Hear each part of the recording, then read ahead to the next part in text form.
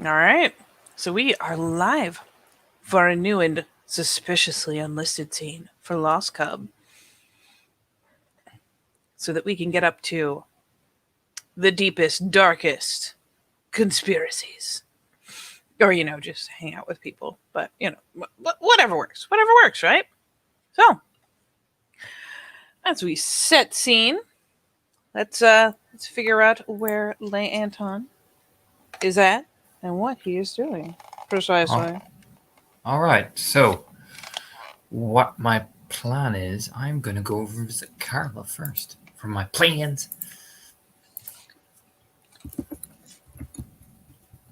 That much I am ready for. And it's not Yeah. that hard to hit her up. Mm-hmm. He just says, visit and just come by. yeah, he's pretty on time. Probably gonna start this early enough, so it's got a set layout if you get me. All right. So how early are you starting this off? We'll come around around midday. Oh my! Like a good excuse to have lunch, essentially. It's always easier.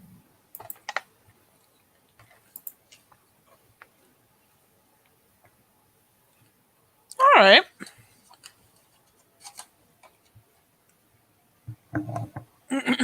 And you know what? Just to reflect some of the blue booking you've done, Mm-hmm.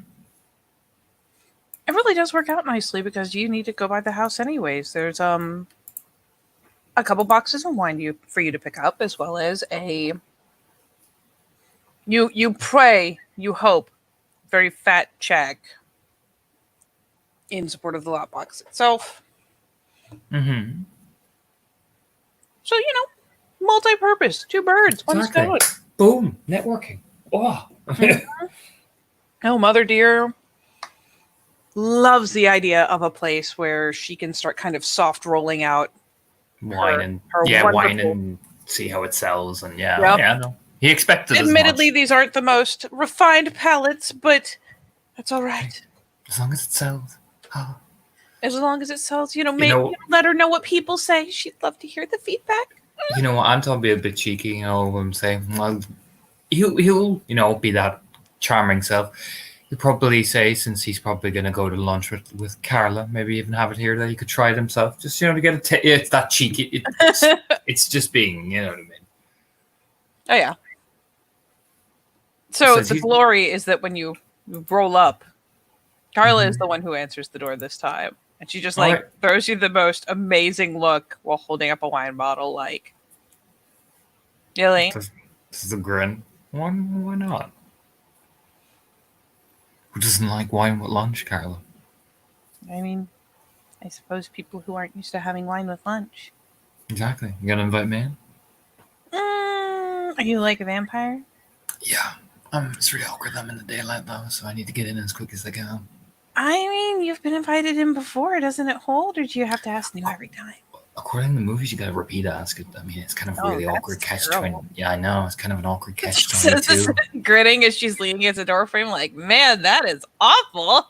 I know. It's kind of like a catch-22. I didn't sign up for this part of the deal. I tried to look in the fine contract of AKA being a vampire. It was pretty bullshit. I should take it to the vampire union. You should. Mm-hmm. We'll have a meeting next Tuesday. Oh, awesome. It's like a group therapy thing, vampires have rights too. It's pretty awkward at times. Your union's also a group therapy session? Kind of, yeah. It kind of serves both roles, sure really. That sounds very professional, but, it does sound very supportive. I know. That's the main thing. That's the entire slogan. It's not very professional, but it's supportive. She finally, when you said that's the slogan, yeah, she finally giggles and gets out of the way and opens the door for you. Just eases in. Oh, that was wow. So what are we having for lunch then, Carla?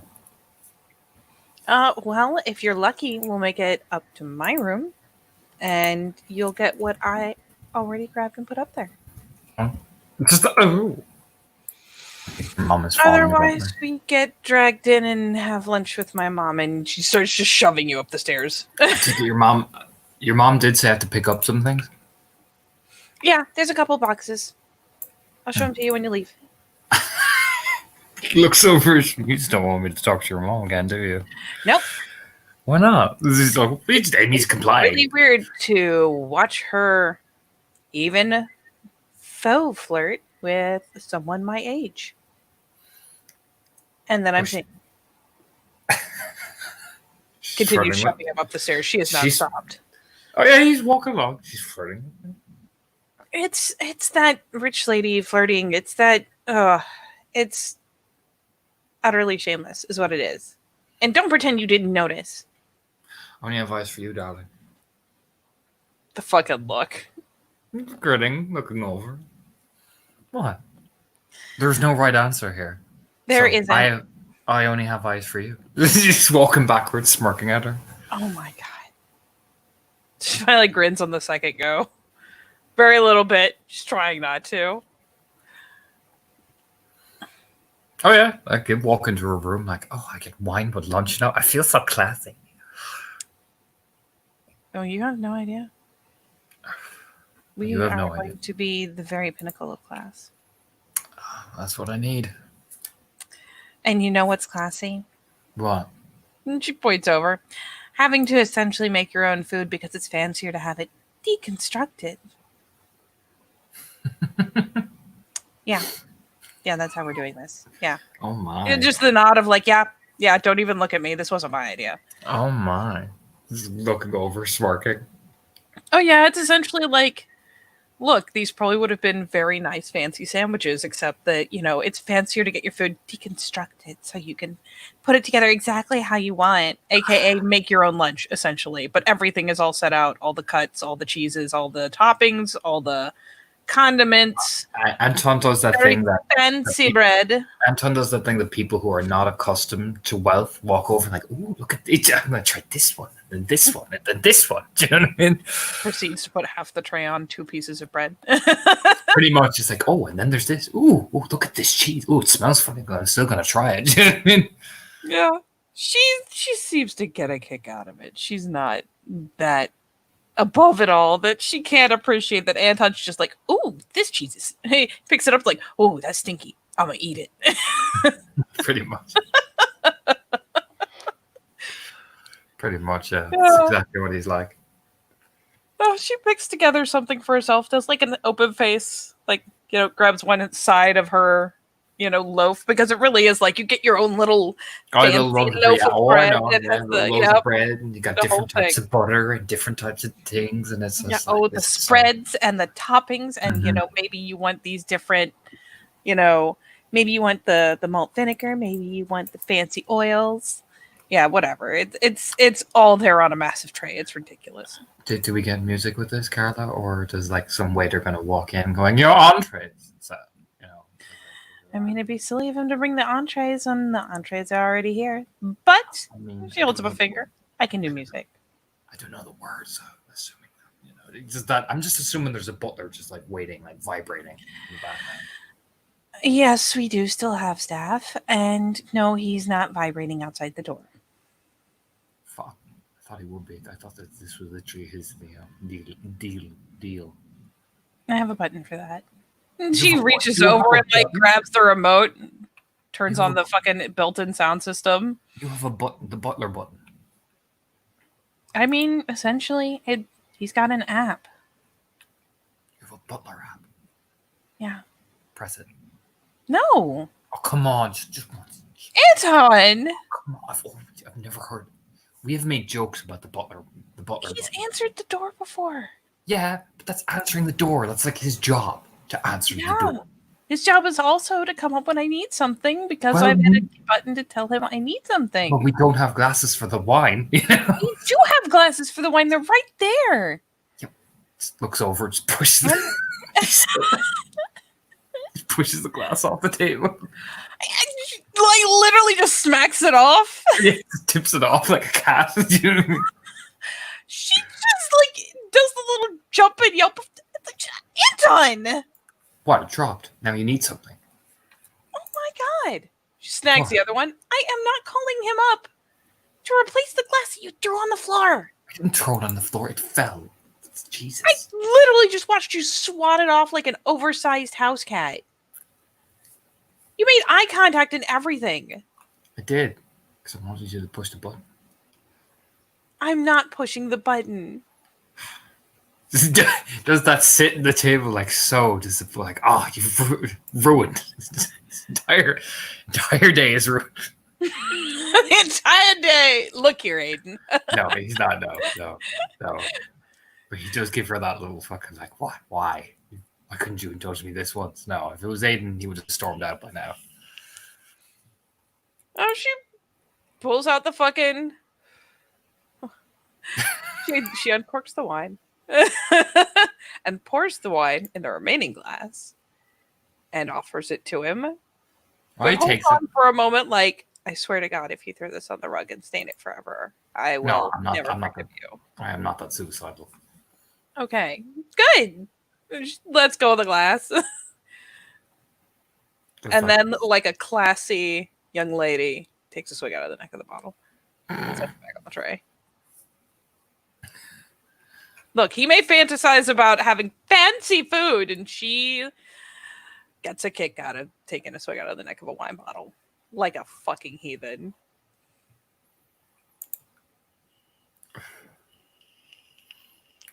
Are we allowed smoke in here, or is that too fancy? That would be too fancy. I need to open the windows. But I will get it. Smirking, shaking his head like, If I step on broken glass, I'm going to be mad at you. you could just press the button to get your butler to come clean it. I don't know if I want to reward that behavior, though. Gotta, like, pokes her tongue out over her shoulder.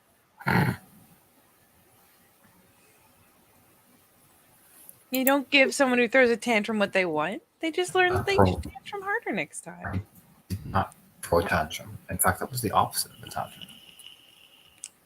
You broke something to get attention. I mean, you've done that before too.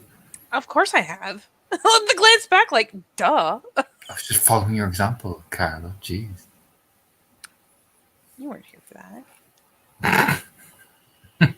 I've heard about it though. I have no idea what you're talking about. She opens the window like, beautiful day. He just lights a cigarette. Just. Oh. Yeah, she carefully navigates around the glass, grabs a towel, and essentially uses it to like sweep it all into one like space. The towel will catch all the little pieces of broken glass. Well, now I can't stop under the door, so better hope it goes outside. Pokes her tongue out as she sits back down. Smirking. But she will totally click a remote for music. In fact, she will probably pull up an app on her phone and just for fun. Let me She's gonna put on like something out of fucking Goodfellas or some shit like that. No one fucking heard. Yep, this is what she does. Hold on.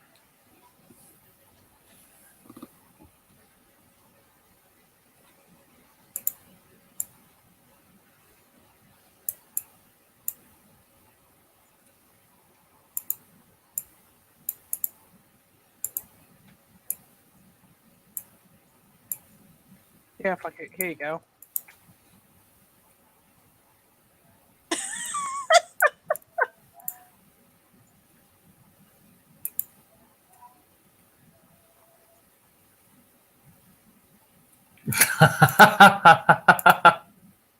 Otto glances over at the radio. He looks over at the speaker because it sounds so fancy in the opening, and then it starts, and he just looks at her. And she's like, "I'm not laughing." Eyebrow raises. Chokes on her food. You want me to do the fucking what's Lady in the Tramp to you? Is that it? That's Bella Notte. What's that, Bella? Oh, he just hands up like, oh shit! I found a Disney freak. Oh, I better back up. Oh shit! I mean, effectively the same thing, I guess, but I thought that Samora was the whole thing for that scene. no, he sings Bella Notte. Oh, Huh. Though, albeit with translation, that course is essentially this is a night, it's a beautiful night, and they call it Beautiful Night. I She mean, that's kind of Amore. shrugs, like, That's Amore, apparently. Smirking. Besides, wrong mafia. Grinning. well, you're free to have a turn. She, like, just hands the fucking, hands her phone over since the app's right there. Oh, he's like, fucking, all right. Smirking at her. So, I take it your mom is impressed with my wonderful business offer then? Oh, she has been dragging every connection she has together to try to convince them to carry her wine. And naturally, some of them are running very high end places and want to know that it's proven first and that it sells before they invest in it. And so now you have a bribe and a couple boxes. I expected as much, honestly.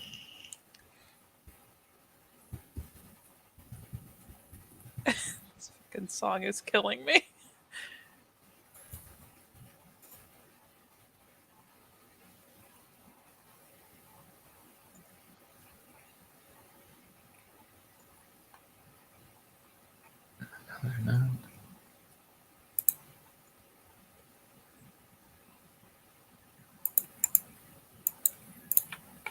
That's what he puts on. Because let's face it.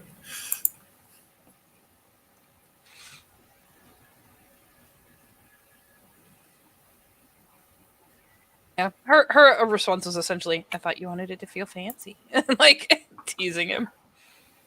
Oh, I could definitely, we could definitely feel it's fancy.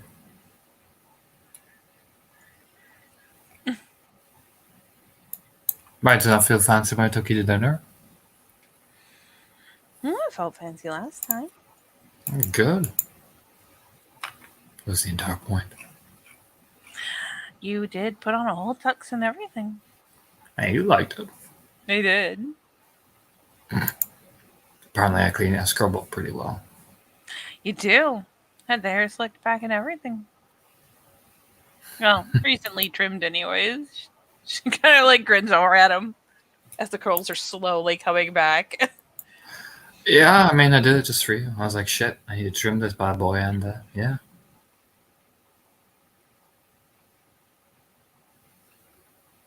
So, how'd you like being a mafia girlfriend?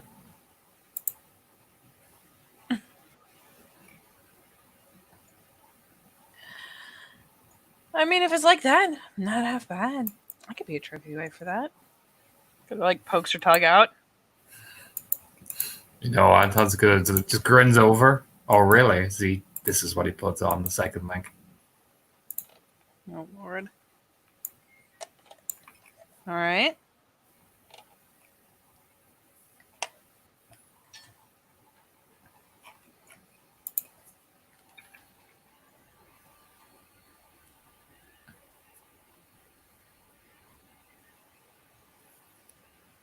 Does that little eyebrow waggle as well as he puts the remote down? You know, that smirk. Just smirking over. But I do need your help with something. And I am here, of course, to see you. But while we're talking, I do need your help. That does seem to be a pretty common trend. Hey, hold up now, young lady. I did make sure that your mom could give us wine. How often do we get wine to drink? And I brought you out to dinner.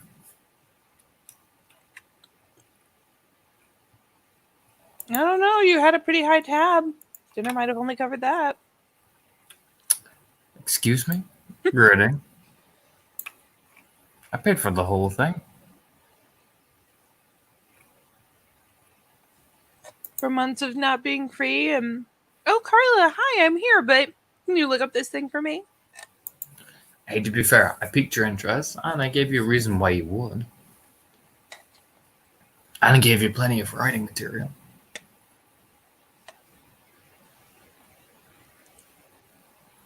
And I seem to recall to lean over. I did seduce you pretty well. Seduce. Oh yeah. Just the hand to the chest, like, If I remember, you were resisting my advances for a while.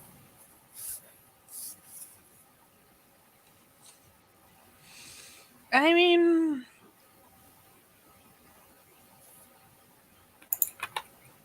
not for a while now, really. Mm-hmm. Oh, I noticed. Don't worry.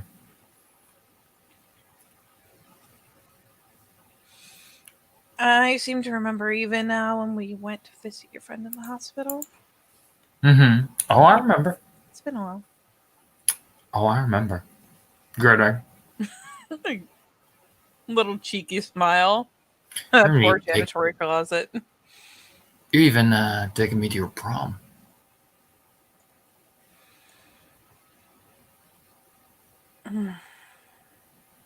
Yeah, God help you a bit. Yeah, God help me. Leaning over. Why? What are you planning? it's senior prom. So, I mean, I like to think it's a better world once you get outside of the high school drama. I mean, do you think really most people are going to be bothering with me at high school drama? Oh, but it'll be happening all around you. Yeah, I think I can handle it. Good. Yawn and all. It's working. Besides, half of them are going to be fucking shit scared of me. Why would they be shit scared of you? I mean, look at me. You're built like one of the jocks now, but they don't necessarily know that you're a total monster. It's not exactly common knowledge, you know. I don't go to school and talk about my mob boyfriend, so. The fact I'll probably be picking you up in the fresh press suit, and if anybody does give you shit, well, I'll have a pleasant conversation with them. Oh yeah, no, totally not. You know, smirking.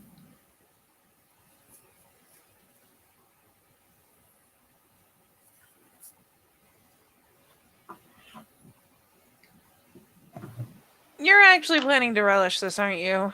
Oh, Charlotte, I'm going to enjoy pulling up in my nice car to take you to a prom.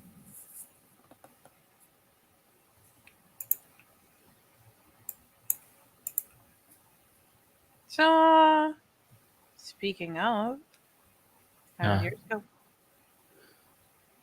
It was good. It was all right. I had to rent a tux when I took Lizzie to it. Oh, I know you did. I just never heard this story from your side. Well, what did Lizzie tell you? That would be telling. Yeah. I mean, it went all right. It's fine. You know, we didn't have a lot of money. What I had saved up, I managed to get like the corsage and all that shit. You know, it was all right. It was just, you know, I mean- in your defense, most high schoolers don't have a lot of cash to throw at it. Usually, if there's anything fancy, it's because their parents paid for it. exactly. But you could see the people who did have it, so they had the everything. You know, so it kind of left you feeling a bit. You know, from what I saw, Lizzie had a good time, so that's what I was mainly worried about. What about you? I mean, what can I say? I got to see how everybody else got to live. I was relegated to here. Everybody had their plans, everybody had their things, blah, blah, blah, blah. You know what I mean?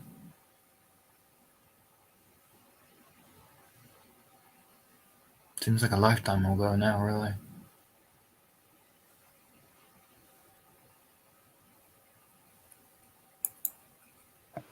Kind of wild that it hasn't been but what, a year since then? About that. Turns out a lot can happen in a year when you're not just focusing on nothing but the rigmarole of high school. True. I remember when you used to give me the weird sus eyes when I first started dating Lizzie. Of course I did. Yeah, I remember I was like, why do you keep staring at me? I figured out why, though. No, Oh, you totally fancy me. that is not it, hon. You totally did. You were like checking me out from the very beginning. I was like, "Hi, I'm Anton." You're like, "Oh, hi." Smart.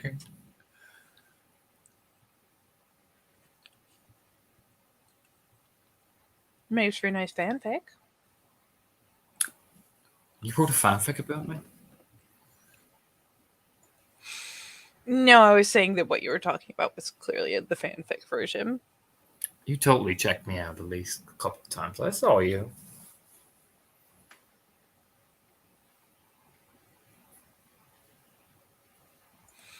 I wasn't checking you out. I was being the best friend.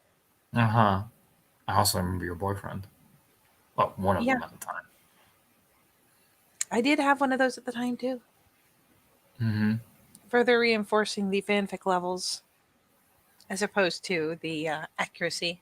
I think it wasn't the recent one. It was that other one with the fucking hair. He was the douchiest looking motherfucker. Anton. He was douchey. He wasn't douchey. He was douchey. He was not. He was great until he, you know. Yeah. I know.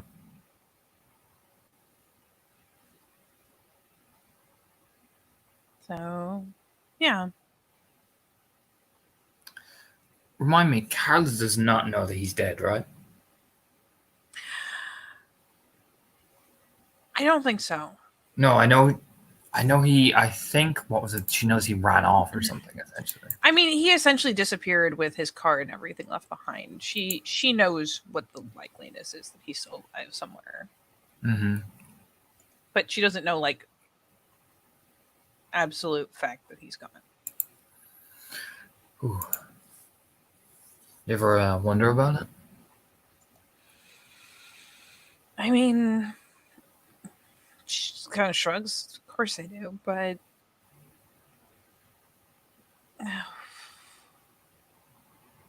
he's gone. So All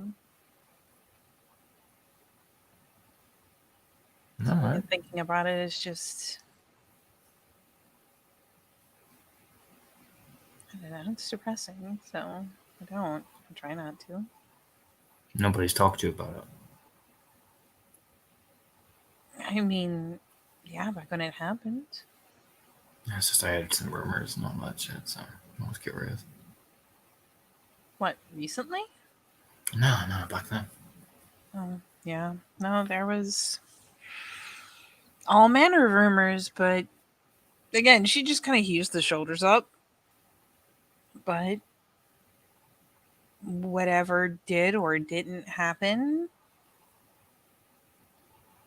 she finally just splits the hands. He's not coming back. So, I mean, for all I know, he got snatched off the side of the road like I did. Yeah. And he didn't have you to come find him. So, Suppose.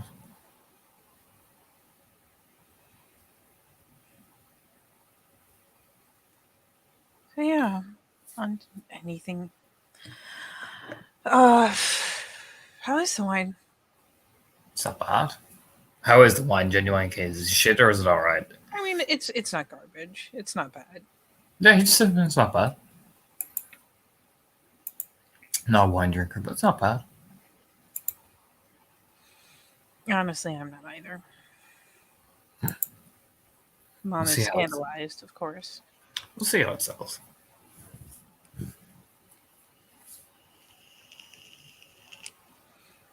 But yeah. So, what did you need help with? I've been looking into those disappearances. You got all that information on me. Mm-hmm. And there's one of the leads I managed to, when I got your info, I compiled it with some of the info I've gathered. One of the doctors at the hospital that some of these people were treated with, I want to say.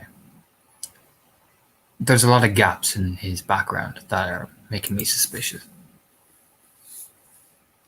I mean, I noticed that one of them had a lot less than the others, but I mean, you got everything I had. Yeah, I just wanted to see, could you dig any deeper? Because I'm going to do my own digging and maybe we could keep in a constant contact about it that way. I'm not waiting on anything and you're not sitting around. We could actually, considering I know for a fact that one of the people, I just don't have the proof yet. I need more actual evidence to actually bring it to the authorities, but I know one of the doctors is actually involved. I need to find out the link. I mean, I gave you everything I could find. I did All right. look, but if you have something to link to, I could, I don't know, try cross-referencing something, but there's only so much to be had in public record. Yeah, and I don't think you have the talent to break into private record from the looks of things. Well, I mean, if I was going to do things like try to hack government websites,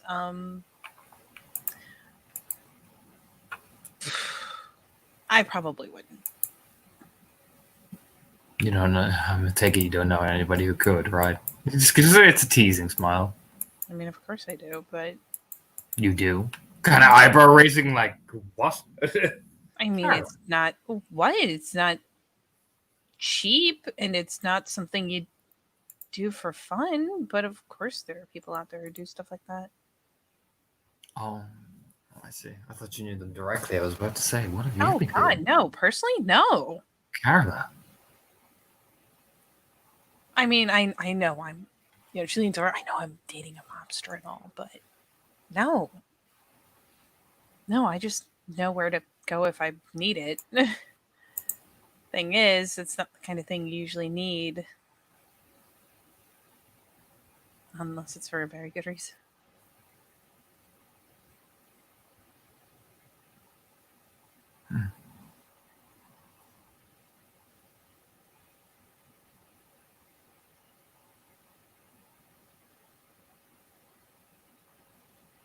Yeah, it just takes a drag of the cigarette.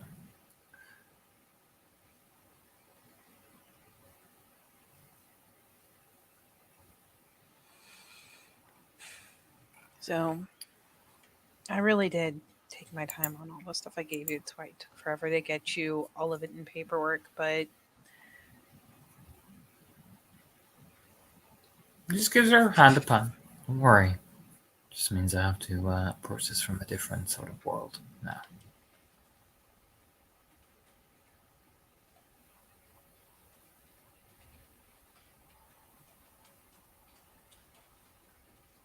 I wouldn't worry about it too much, Carla. You give her a smile, very reassured smile, professionally trained smile.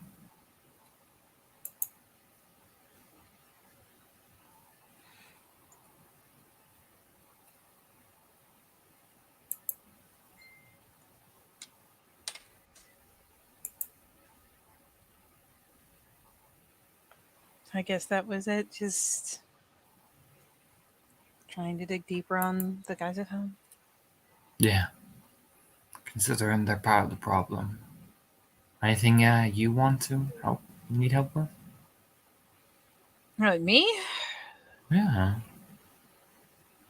Like a kind of a careless shrug. You sure?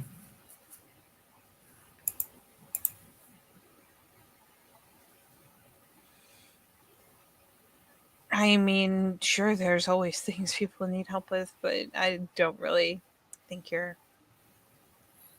Well, surprise me. One. Surprise me. I don't think you'd be surprised either. Well, surprise me, Carla. Jeez, tell me. I'm grinning over. If we're seeing each other, we should know when we're having a bit of trouble with something. I think it's only fair.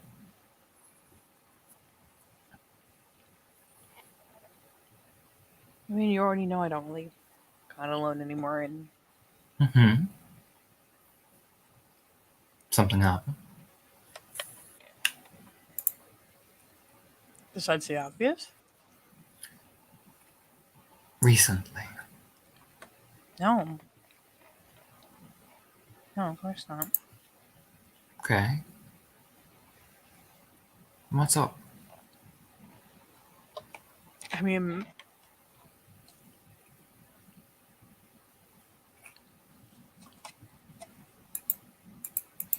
How am I supposed to handle things like college courses if I can't go to class alone? Well, there has to be some, we know more. Have you gone to any support groups about it, maybe?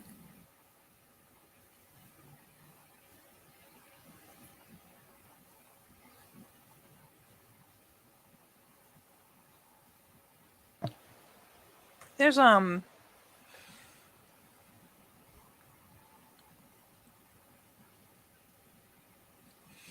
bit of an awkward arm rub.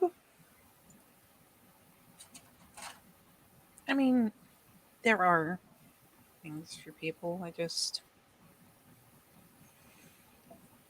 don't know. I'm just kind of stuck between really needing the help and not wanting Maybe, anyone to know I need the help. I mean, nobody has to know. I'm sure the college counselors will have private appointments. I mean, I don't know about the counselors. I guess maybe they could help. I just figured there's things like there are student groups that do things like walk girls around. Mm-hmm. You could totally do that. Nobody'd be ashamed of you.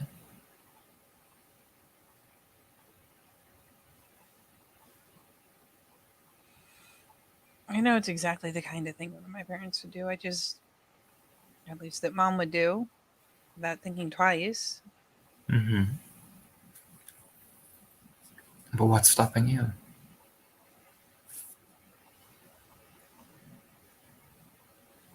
I mean,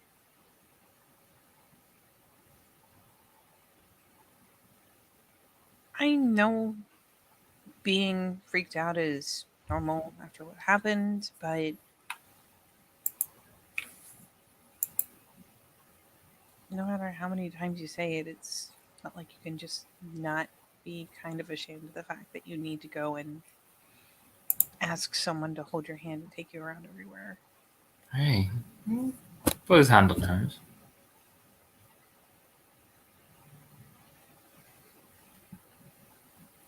Don't be ashamed. Yeah, It's not easier fair. said than done. It's not fair, though. Of course, it's not fair.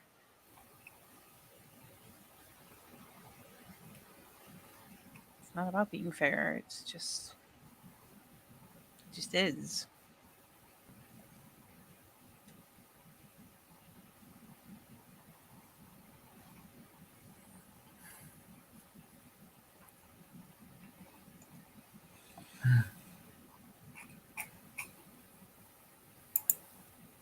So yeah, if you could just magically make me feel comfortable walking around by myself, that'd be great. But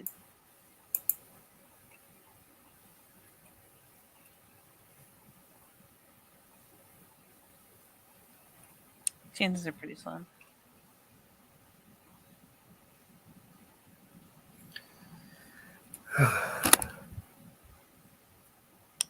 She sort of gives him a pat on the shoulder, like the they're there pat. But yeah, when she does it, he kind of there's like an eyebrow that kind of slowly raises. He said you wanted to know.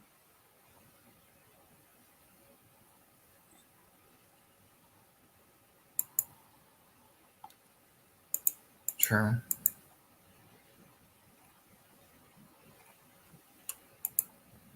Just cracks his neck a bit because. Yeah, sorry. That was That was what? a little much. Not really. Look, I figured out a few things about living with trauma. You can spend your whole day thinking about it, processing it, even telling yourself, it's normal for me to think these things. But then you don't step out of your room to ever deal with it. But I learned very quickly that if you really want to make it in this world, you have to step out and deal with it. You have to try it the first time and your heart's racing and beating every 5 minutes.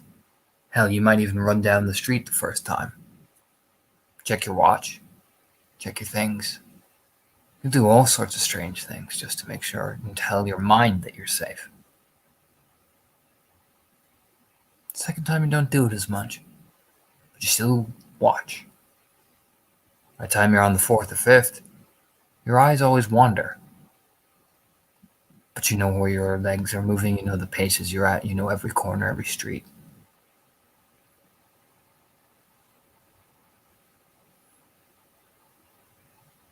It's not the doing it that makes us think we're weak. It's the not doing it. Because you doing it, you can adapt. You can think, you can process, you can prepare, you can set ahead a plan of how you're going to do it. But until you make a plan, you're just going to sit in here and hate yourself for not thinking about one.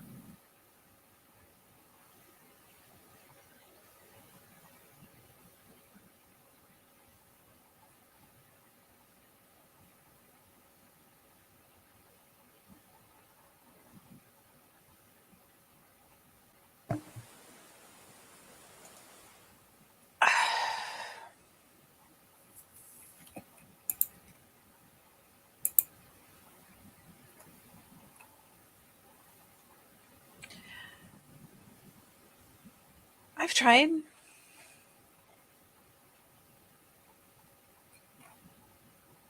Yeah. And let me guess, you got intimidated by the failure.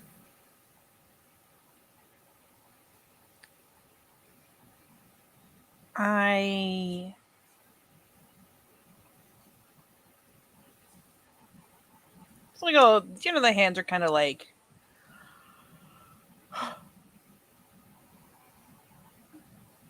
It's not the cutesy, like, playing with your fingertips. It's, the fingers are kind of twined and she's going back and forth between, kind of clinching one hand, clinching the other.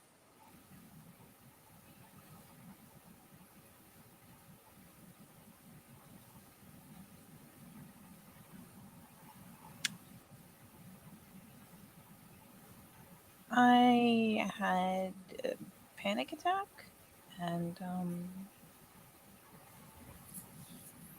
it was really bad. Mm-hmm. And how long ago did you try? God, rubs her face.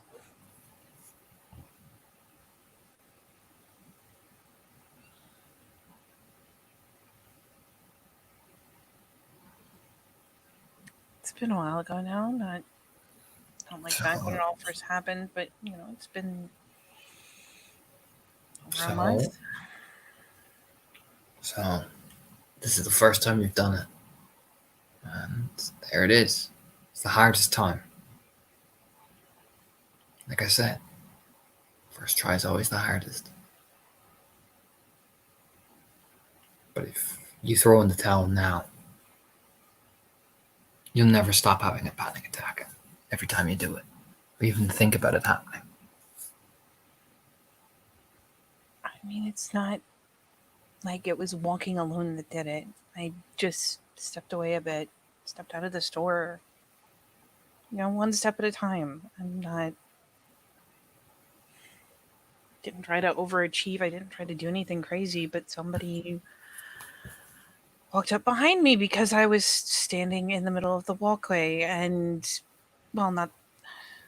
I was standing in an area where people would walk past and someone walked up behind me and I didn't even.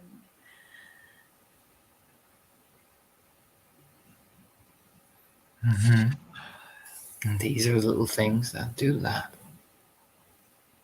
And it's going to happen each time, and it's going to affect you, and it's going to remind you of things. But it's about learning to adapt to that situation and adapt to it. The first time is going to be hard, the second time is going to be hard.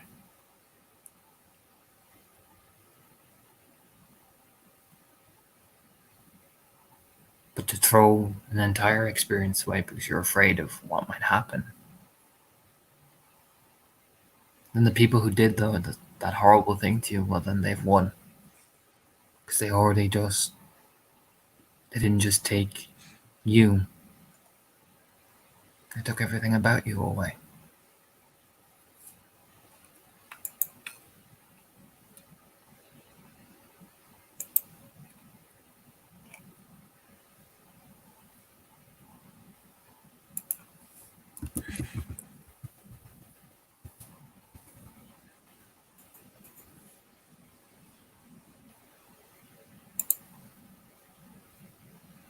That's how they ultimately beat people in the end, Carla. They grind them down so there's nothing but a husk or a frightened shell left.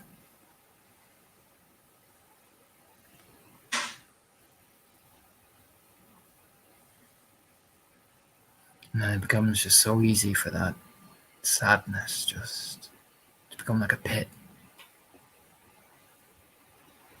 One step at a time, just dragging you down further and further.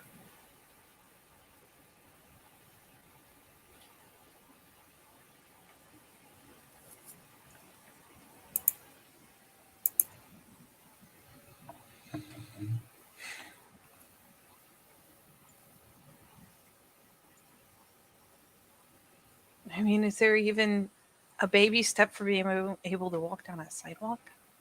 Yeah. You plan where you're gonna go. Go, alright, I'm gonna go here. And then you're gonna go here. And then the next day you're gonna go a bit further than that. Next day you're gonna go a bit further than this.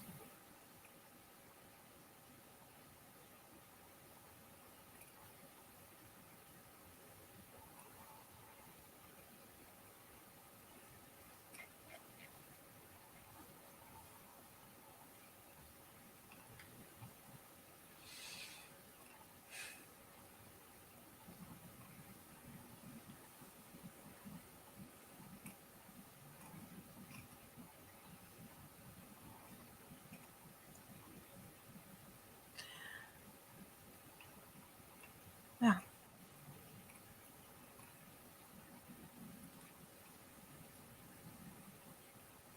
I guess I'll figure it out. I mean, I'm gonna have to do something either way, right?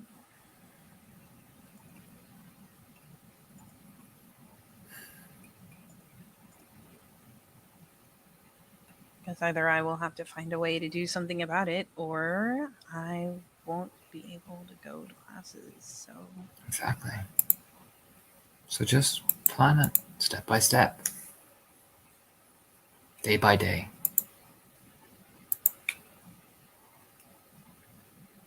Draw out a route that you're going to take. And of course, changes are going to be nerve wracking. But learn to accept one change to that route.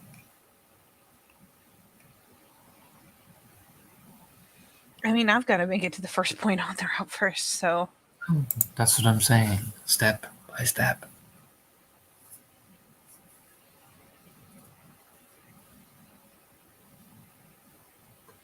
Get there on that first point first before you do anything else.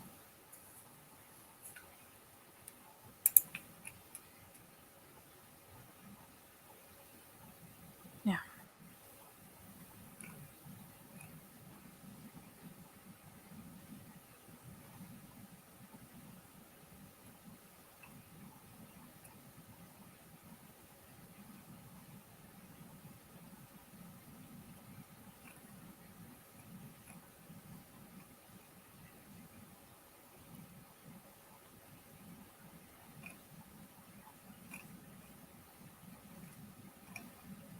Yeah, I'll figure it out. You won't just figure it out. You'll get it.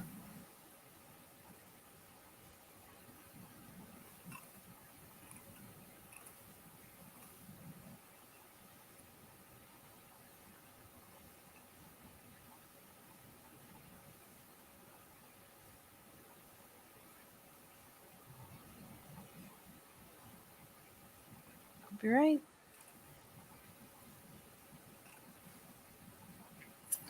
I know I'm right.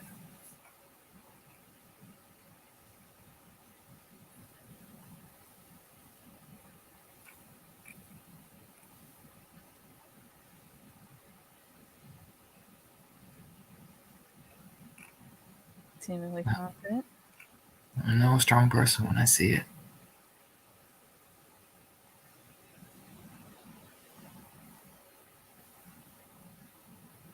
Think you're confused.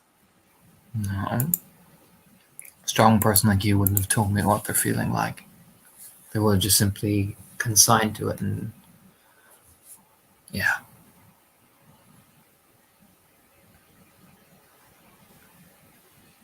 Well, again, in my defense, you did ask, so. And you still told Exactly me. and you still told me.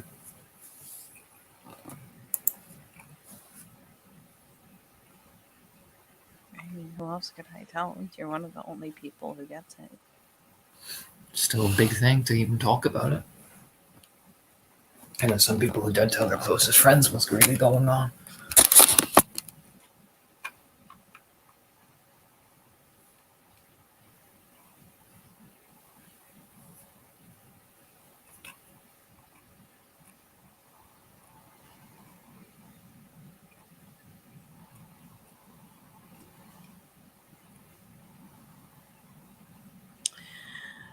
I guess. I just.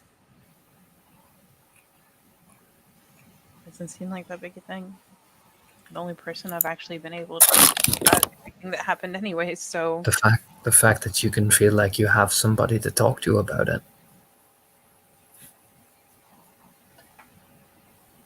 It's a pretty big thing to me. Hmm. Even if it's just one. At least it's somebody.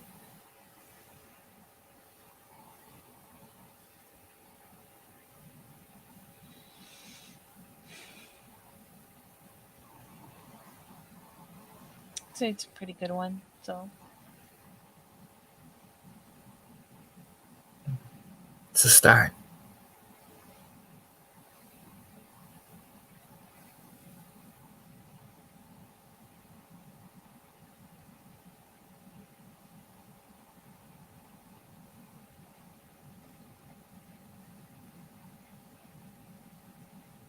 You know, he just gives her hand a squeeze, that reassuring, like, yeah, you're good. Don't worry.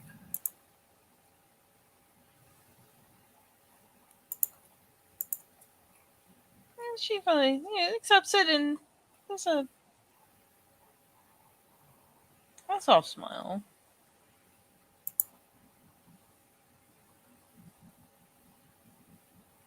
Seems to appreciate the reassurance.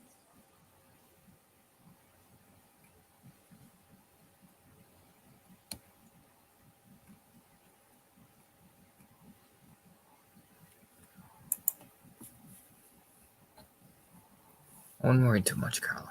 You'll be okay. If you want, I can go talk to Lizzie about it too, so she knows. Gee, you're a bit nervous as well, if you'd like.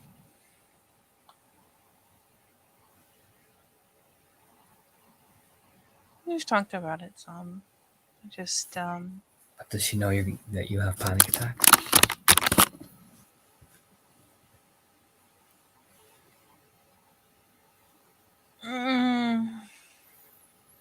So, hear me out now.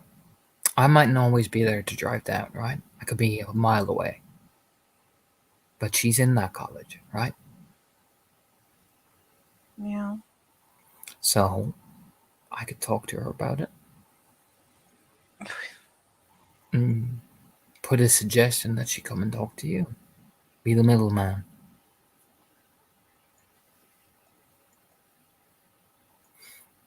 That way, I don't tell her everything that you don't want her to know yet, and she can come and talk to you. Perhaps you can talk to each other about, say, if you're in trouble or you get have a freak out. Or she could be a person you could call. Aside from me, obviously. I'm working my way up to it. You don't need to. Wouldn't that be weird? No. Why would it be weird? Because Because I'm caring about you. Because she's your friend. you'd effectively be asking your ex to take care of your girlfriend, which seems kind of awkward. You're her friend, Yeah, aren't you? of course. Then that's all I'm working with. Why is it her and I's relationship shouldn't be impacting caring about you? Oh, no. I mean, no, of course not. If she brings up her and me, then I will very calmly explain that I'm here just to worry about Carla and all that sort of stuff.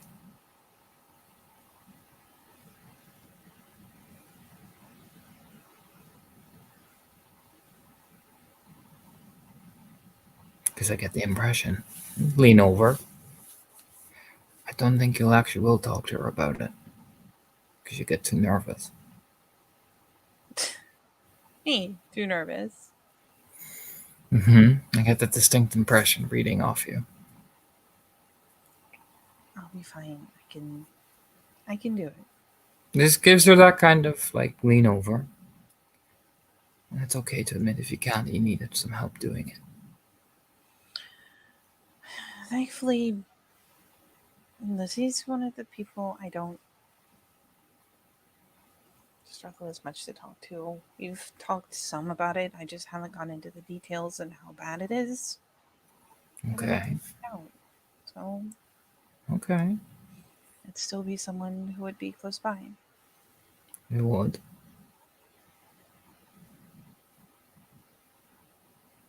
I actually do have a decent friends group out there You, at Tech, so you do.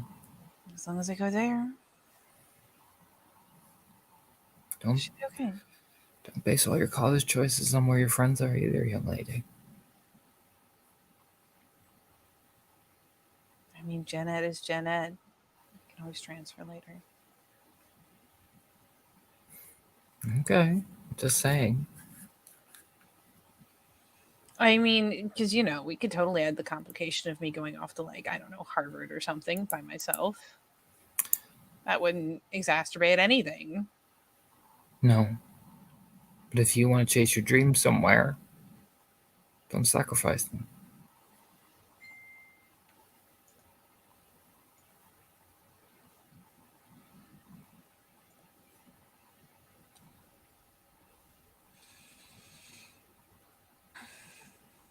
That's all I'm saying, Caroline.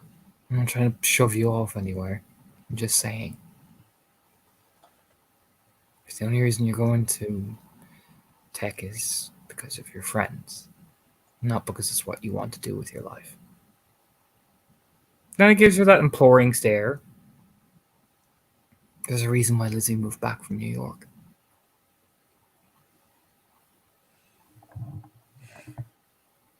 Yeah. But wasn't that what she always wanted to do? And she It didn't was. choose based on her friends, didn't stay. And look what happened. True, but she also realized that wasn't what she wanted. And what did she realize was what she wanted? Being closer to her friends, her family. Fair point. If anything, it seems like an argument for me more than you. Just gives a shrug. I'm just saying.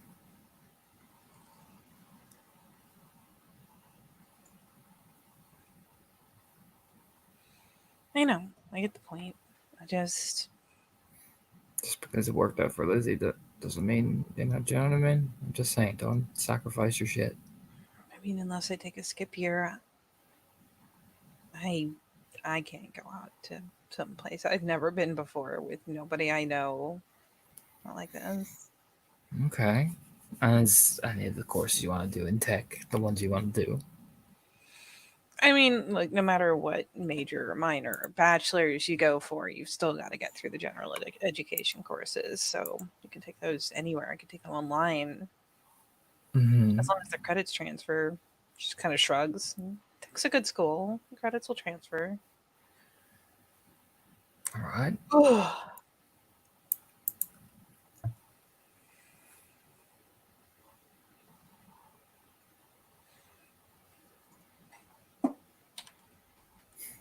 Okay.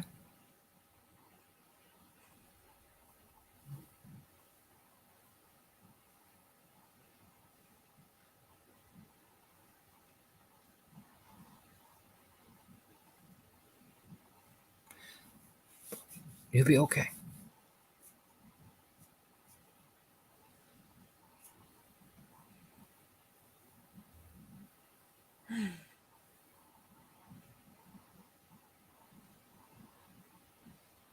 Oh well, eventually. Eventually. These things take time.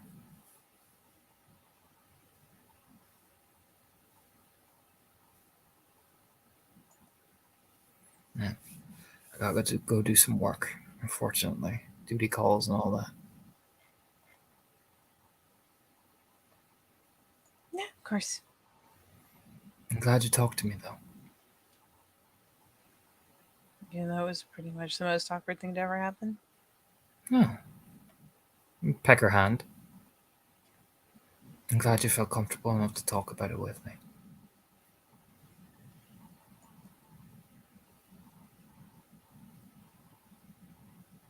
I'm proud of you.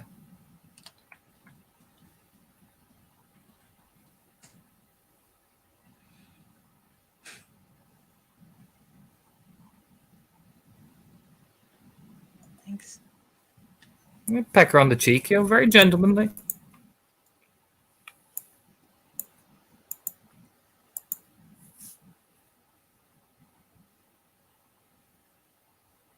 I'll uh,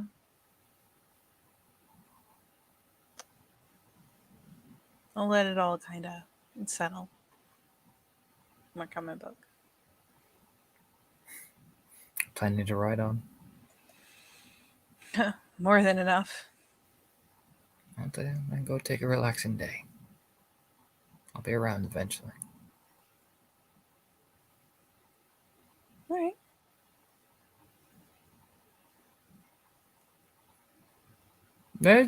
He'll move out. He'll collect the boxes and shit and put them in the boot of his car and stuff like that. Yeah, she'll walk downstairs with them, point them out.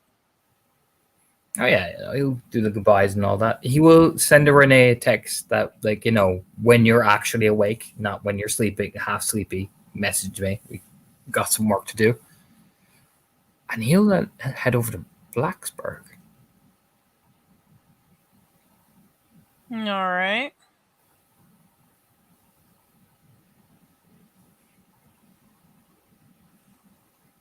You can do.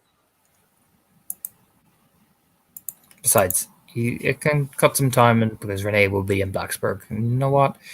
Carla's done enough to concern him about it. He's probably going to talk to Lizzie about it anyway, because he is worried about her. Gasp. Besides, it kills two birds with one stone as well, because you know what? He can wait for Renee to come up and he'll be close by. Oh, Yes. scandalous. Yes.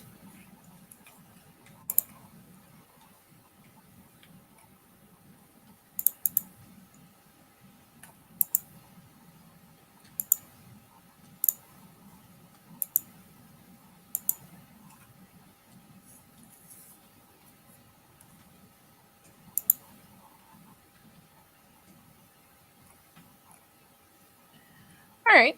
So you head out. And you give Lizzie a head up.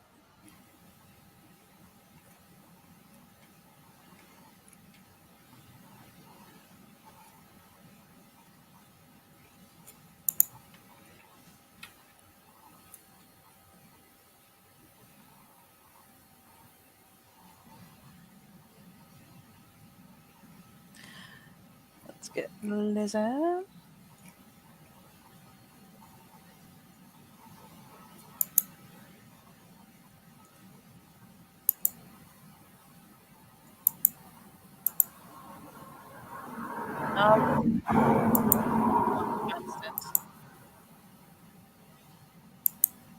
Oh, I haven't moved you to the other folder. That's right. You're still in this folder.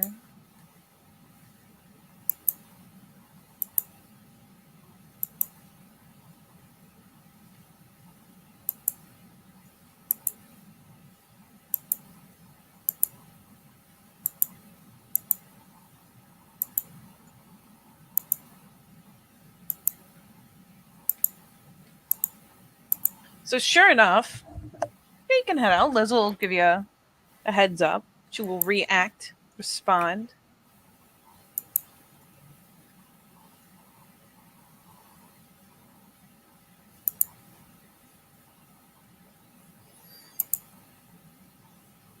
Yeah, he'll appear. Probably, you know what? He'll fish out some of the wine. Fuck it, why not? She'll get a kick out of it. Just a little knock on the door and everything. Oh yeah, you head down the row housing and eventually get to hers, and sure enough, she will head over. Like, you hear her scuffling along in her socks, and the door opens, and there's just a sweep of the arm. Come on in. I brought wine. Oh. Well, with a greeting like that. Just grading over. You ain't gonna believe where I got it from. I might. Oh, really? She shrugs. I mean, are you just like waving the bottle around? Yeah, pretty much. Like, I brought wine. Yeah, she like holds a hand out, snacks the bottle. Oh, no. I would definitely believe where you got it from. How would you believe that? Because this is the stuff Kyla's mom makes. Yep. She's she heard I was running a bar, so grading. And so she cozied up real nice and said, Oh yeah. Batted her eyelashes. She flirted the fuck out of me. That rich lady style flirting. Oh yeah. I was not ready. Little did you know what you were in for. Smirking. But do come in. Please leave your shoes by the door. Good sir. Just a little like jumping off her shoes. It's actually not that bad wine. I had a swig of it. Oh. So you've already had lunch? Yeah. I don't mind eating again though. What? Of course you don't. I mean, I get my gains. Let's eat cheese. She grins and turns to like saunter into the kitchen, and dude, she's rocking like the college girl look. So she's got like the comfortable little running shorts, but then the kind of big t-shirt that's still tucked up into the waistband, so it's very loose, but it definitely lays in such a way where like you can see where the lines are. There's just the I'm trying to think, it's just kind of that fit girl look, except that she's toddling around in socks like a goober. Yep. Oh yeah. Yeah, I know the type. So how you been? Oh, not bad. How have you been? Surviving. Well, that definitely seems like a good start. Oh yeah, opening up a new business soon as well. Another one? Yeah, another one.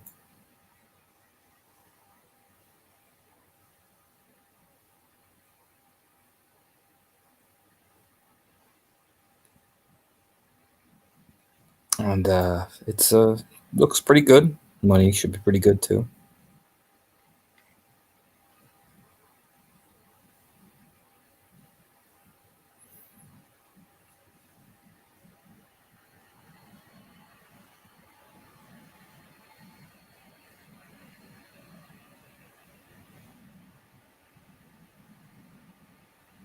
Oh, there it is. Okay, sorry, I was looking for something.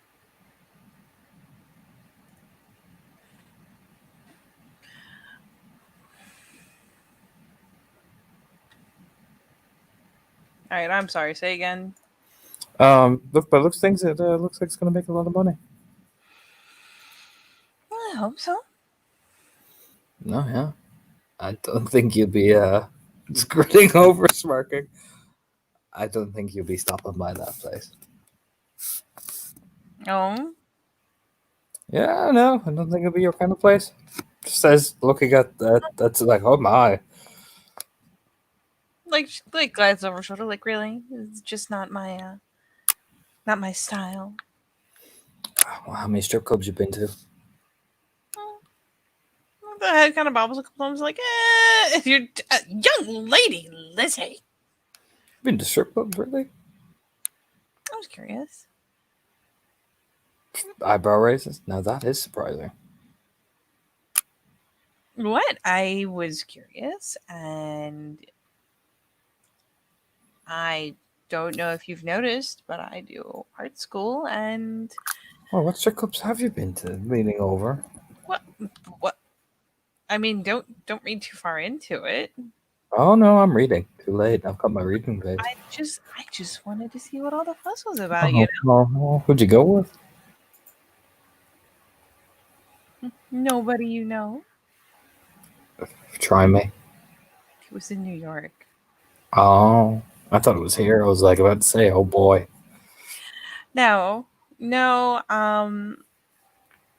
A lot of times models will volunteer or even get paid to come and do modeling for the students for live drawing classes or for personal art studies outside of classes. And one of the models we used was a girl who was a dancer, and she was nice enough and talked about the place she worked and that she didn't mind, explained it because I was curious, what motivates a person to go stand naked. Um, so she invited me to come by, and I did. Yeah, you and the girl I know, who's going to be one of the girls working there, Maisie. You two get along famously. But we? She's all into her art stuff, green hair, brightly colored tattoos, all that sort of stuff.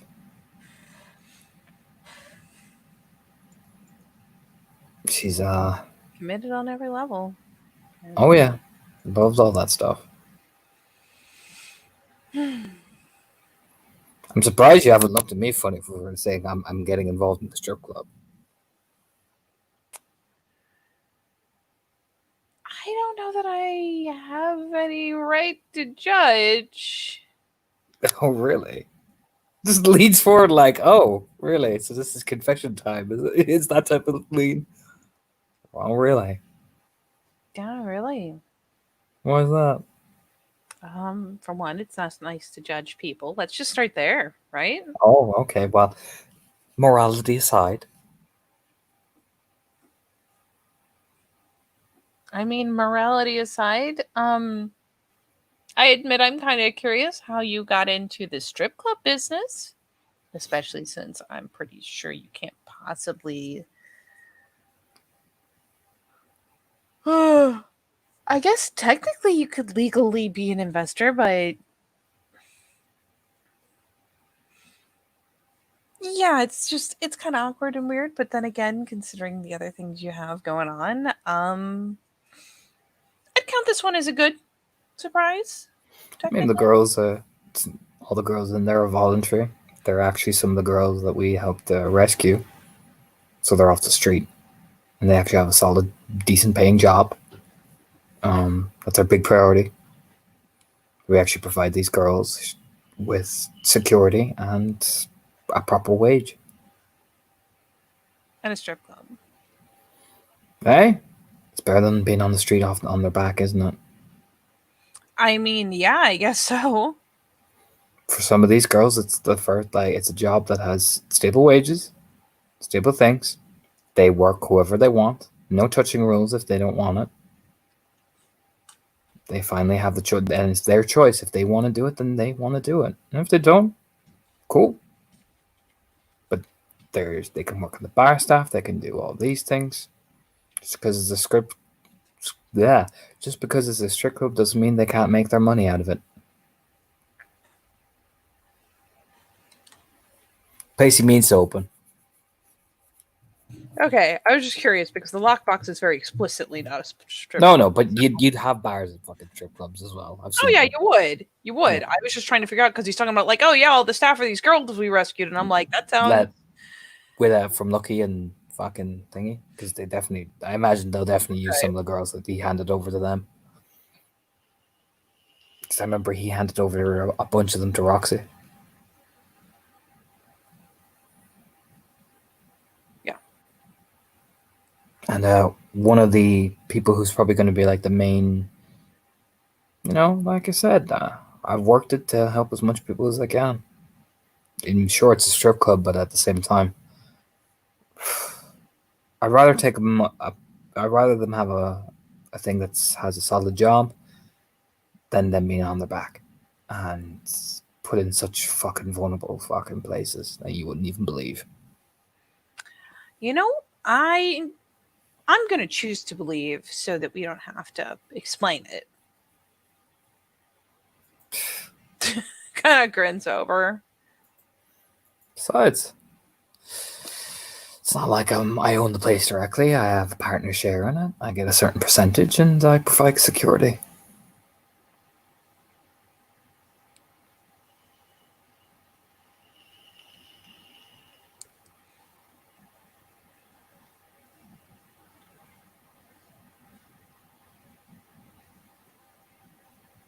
Smirking, watching her, just to see what her reaction is.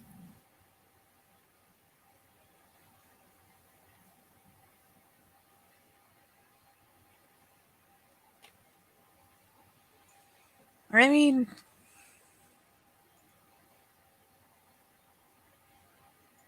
she just kind of helplessly shrugs.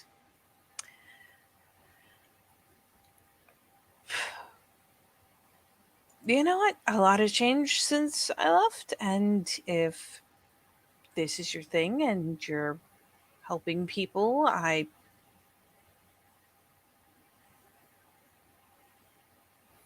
What? I'm glad. I guess. The awkward smile. You don't seem glad. What do I seem? Nervous. Nervous. Yeah? Why would I be nervous? I don't know.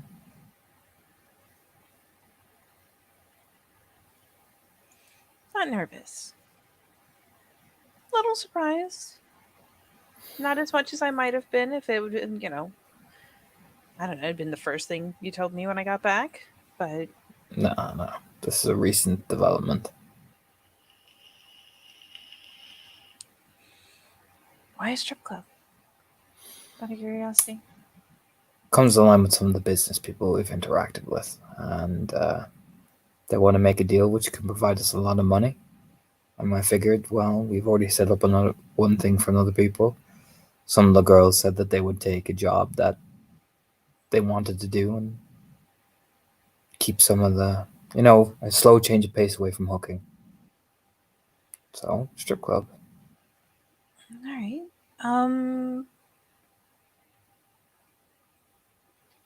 What happens if you end up? She just kind of shrugs. She doesn't seem like super invested or like cautious or edgy. Just throwing an idea out. Just like, okay, what happens if you end up helping out some chick that doesn't want to be in an environment like that, where she's Well, that's easy. Oh. We have a different place set up for that. Oh, wow. Yeah, that was the first place we set up. It's called a Lockbox. Awesome. It's a bar. It's not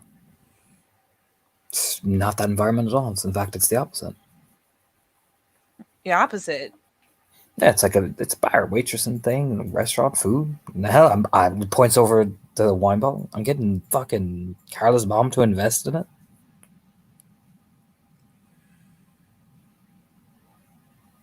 Wow.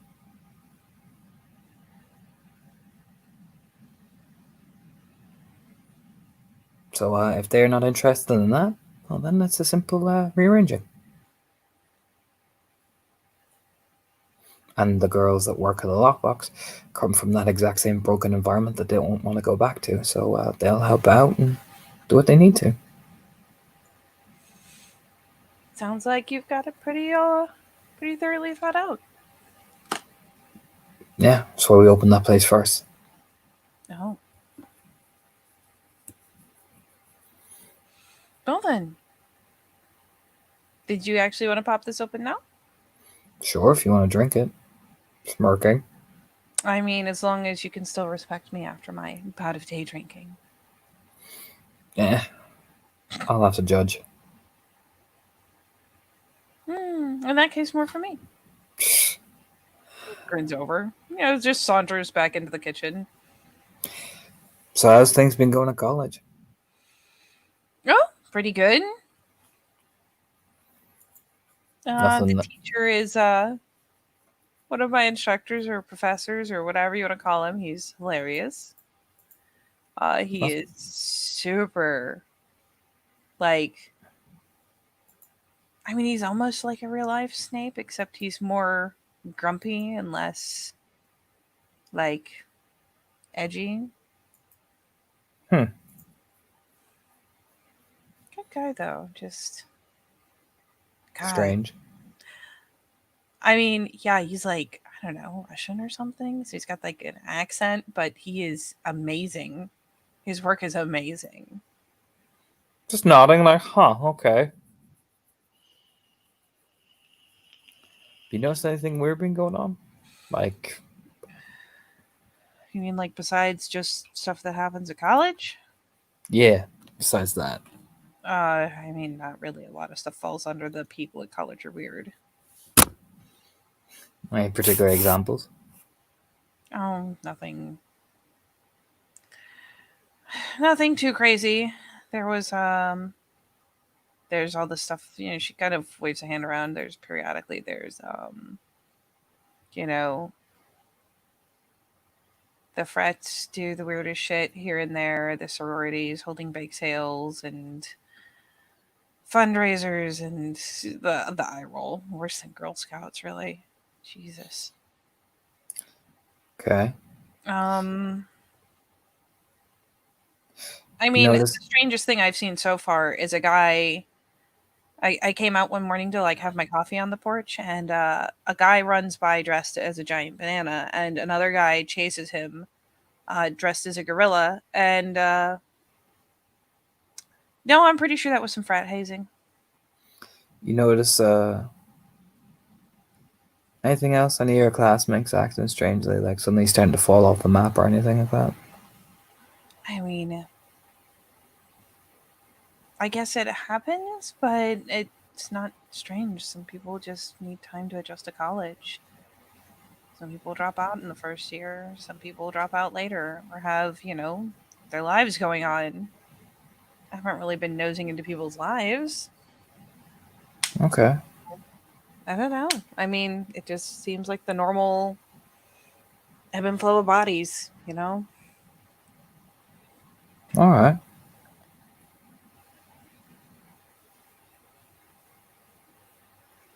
Besides, there's all the, there's some clubs, support groups, student arranged, groups. So, even then, there's... Do these student arranged groups get any, like, I'm sure they meet with people from, like, the hospitals, right? These student groups. Or... I'm sure some of them are sponsored by actual... either one of the professors or maybe someone from the hospital. I mean, I don't know. Could you find out for me? I mean, yeah, if you like. Particularly any from the hospital in Roanoke. Do you like Crooks a glance over? I just heard some of the professors, or the doctors there, have a pretty healthy and lengthy fucking degrees. I was just curious. I mean, I'm sure they do, but they're probably going for people closer to here, having someone sponsored from all the way in Roanoke. Roanoke ain't that far away.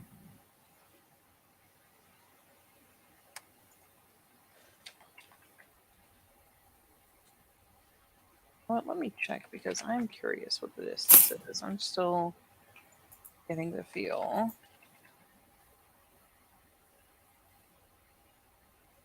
Fair directions from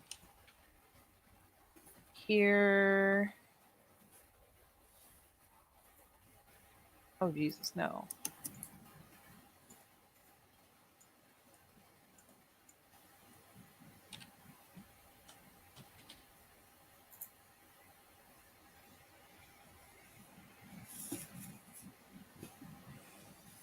I mean, it's a good hour and a half away.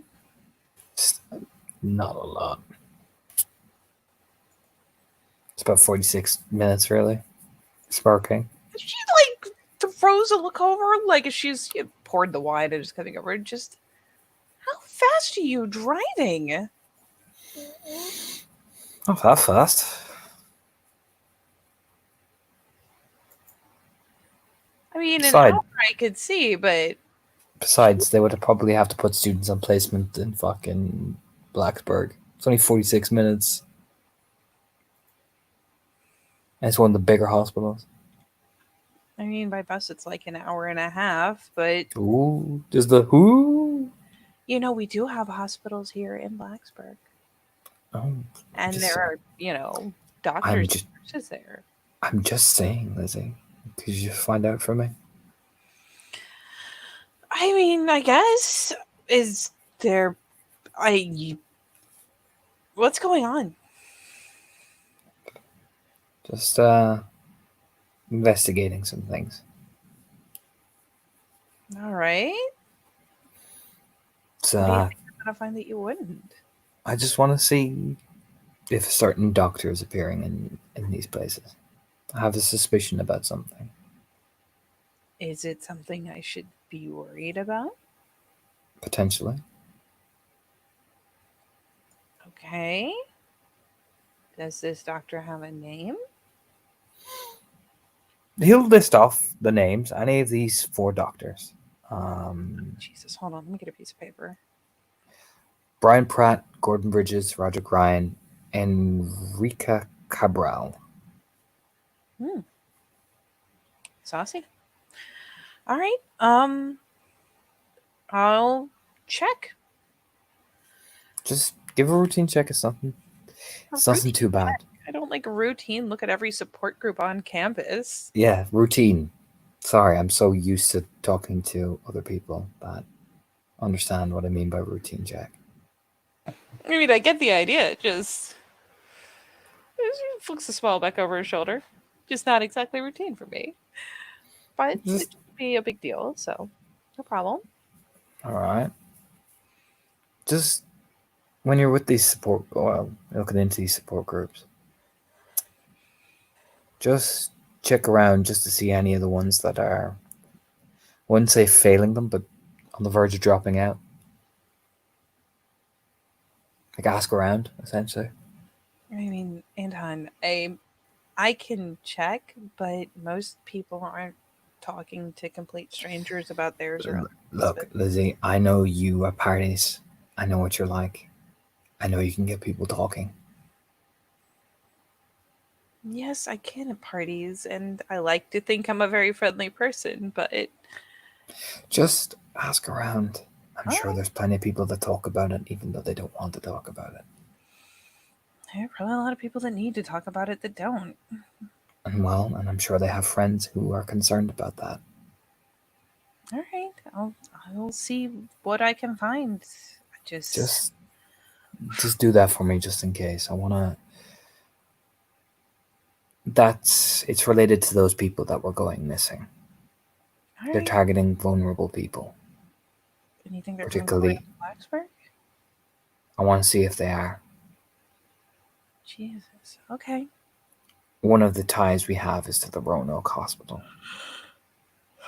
particularly the vulnerable group around mental illness. That's how they lure their victims in. Victims. Jesus Christ, Anton.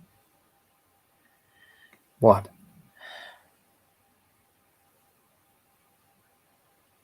Is this Lizzie, tied back into that- Lizzie, they kill people. I know. this is part of that whole thing you were talking about the other night? Yeah. Uh, Yeah. okay. I'll be thorough. I'll check it out. See what I can find, but Just be careful. of course, I'm not exactly on some kind of nasty downswing or anything. I know. Just be careful. And she gives his hand a pat as she, plunks down next to him. I won't. I'm more worried about the volume of what I'm gonna find than the idea of getting myself caught up in any real trouble. It's just pain, Lizzie. Happens to everybody every day. It is. But you're asking me to find them.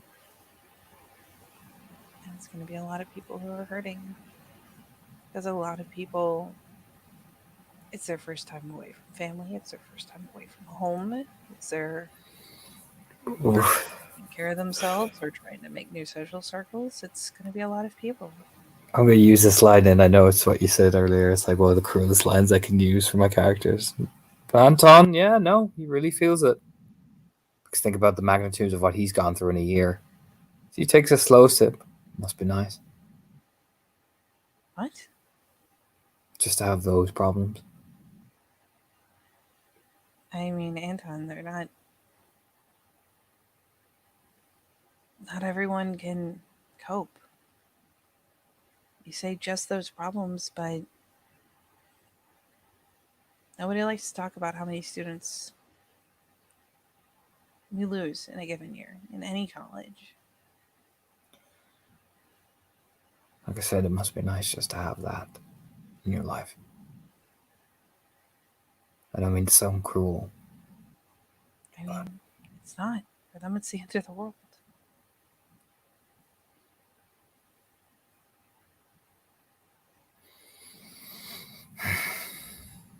Look, some days I have the empathy of a saint. And some days you don't. And some days I just want to glimpse them into my world. The one I see every day. I don't know what you're seeing every day. She finally clenches the back of the hand, wraps her fingers around it. But if people can't cope with this stuff, they're not going to be able to cope with that. You know that. And if it's that bad, you can talk to me. I can't. You could.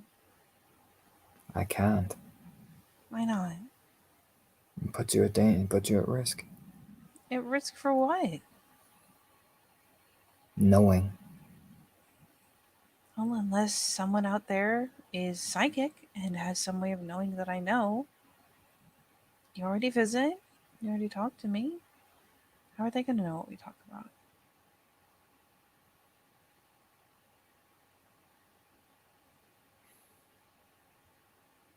Thumb idly is rubbing along the back of the knuckles.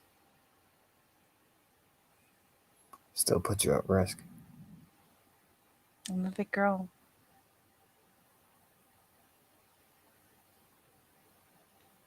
Promise.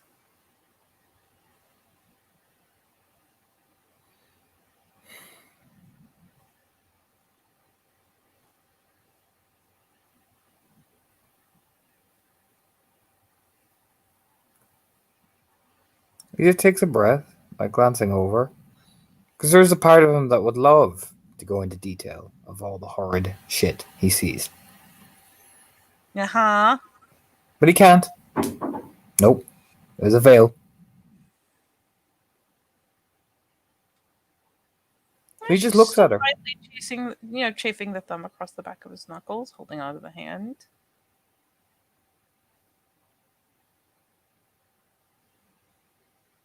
And he just stares at her. I mean, after what we talked about last time.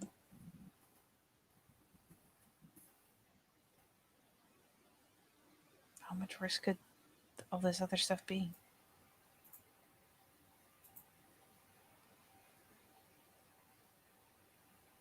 Worse.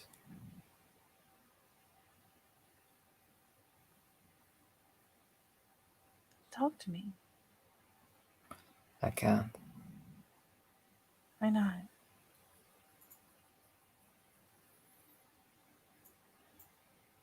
There are rules. Who's gonna know?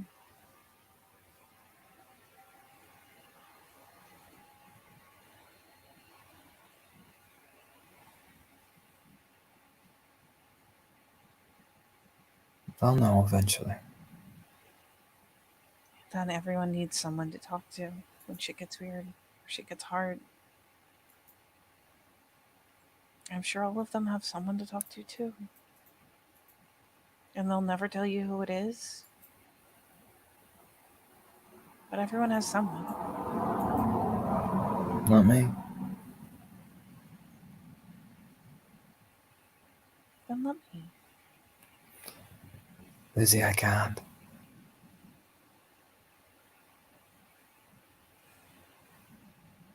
Why not? It's not like anyone would know that you talk to me. It's not like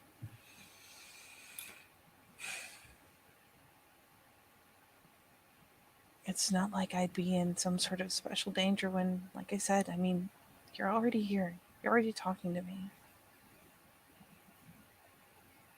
It's not like anything changes. It's not like I'm going to tell you. Oh, Lizzie. Because hilariously, I feel so bad. She's feeding this paranoia, isn't she? She's like, I'm already here. They've already. You know what I mean? It's to her, it's the logic of like, look, Oh, yeah. you already come here. You already talked to me about just normal things. How is anyone going to know the difference on what we're talking about? But in terms of like his perspective, right? That would feed his paranoia, right? The more she keeps mentioning it in his brain. You know what I mean? It's depending on his mindset right now, possibly. It just Con- kind of depends. He could either be susceptible to it or he could be confident because he takes every precaution when he comes out. Considering he's now checking, because considering, right, my logic is there has been no retaliation for what we've done to Marrowbones. Nope. Yet. Big emphasis Nope. on yet. And he is checking to see if there's here. My logic is, well, of course they're probably going to start hitting. He, like, Annabelle even said, he's going to hit the thing. Like, he's going to react. And he's going to come for us, and he's going to come for the things we care about. And she keeps mentioning they've seen you here. This, do you know what I mean? They've seen you, but like if they're watching you, you Yeah. already come here. So how are they going to know what we talk about? There's the point. Yes, Wouldn't that? it absolutely could. If he's in that kind of mindset, it totally could.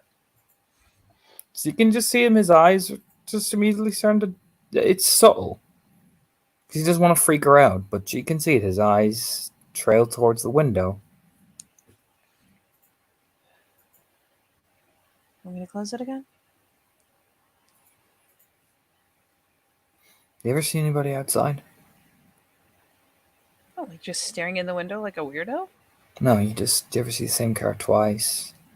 All that sort of stuff. Nobody, when they follow you, then when you follow somebody, you never stare at them creepily. You never do any of that shit. It's like deja vu. No, just, I mean, I have neighbors. I see them all the time. Some of them have study groups that come. I mean, hell, I have a study group that I host every now and again. Any new ones that moved in?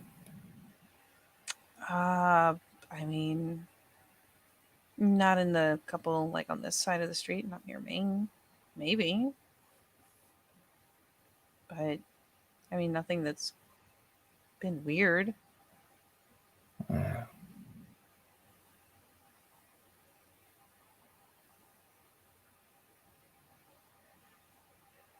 Just normal college students everywhere. I mean, she'll see him. He just eases up very casually. Just starts glancing around, like the windows and everything. Making it look like, oh, I'm just looking through your house. But he's totally step by careful step. Where are you going, buddy? Out to the window. Oh, yeah, you can. She's watching, looking concerned.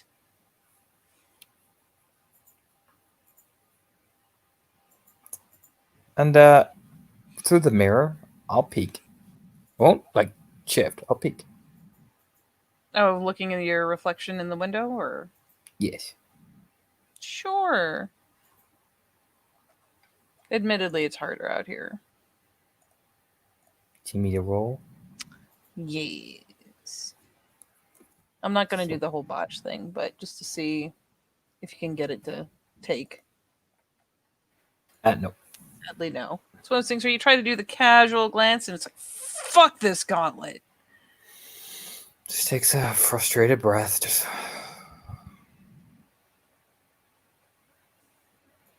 Sadly, you're in the middle of a college town. yeah, just grumbles himself. She does turn to kind of watch him go. There's nothing weird going on. It's just another day at college, Anton. Everything's okay.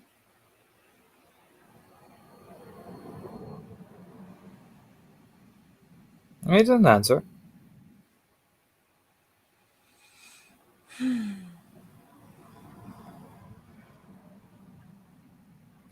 They've seen me come here. Who? If they were watching me, they'd have seen me come here. Which means, ergo, he puts the wine glass down very calmly. But you can see if he puts it down the table with enough force that makes it a little dunk. You know what I mean? It's that, it's the subtle difference between I'm just placing something down to placing something down with, intent, essentially. I mean, did someone follow you from all the way in Natural Bridge? Who knows? I do a lot of business in Roanoke. I'm currently fighting a very vicious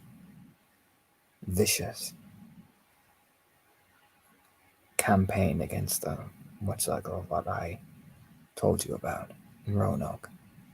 And I know Yeah. they're not in Natural Bridge yet, Okay. but here is a place full of potential people that fit their preferences. One of those is you.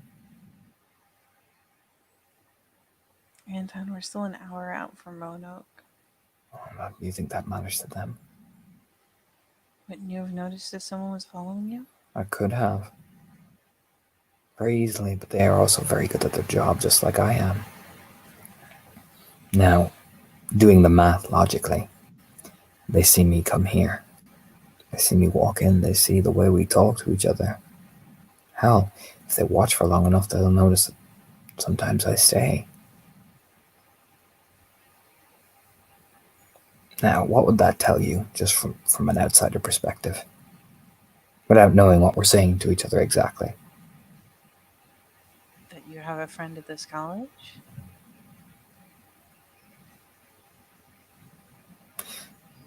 And if you were looking to do me harm,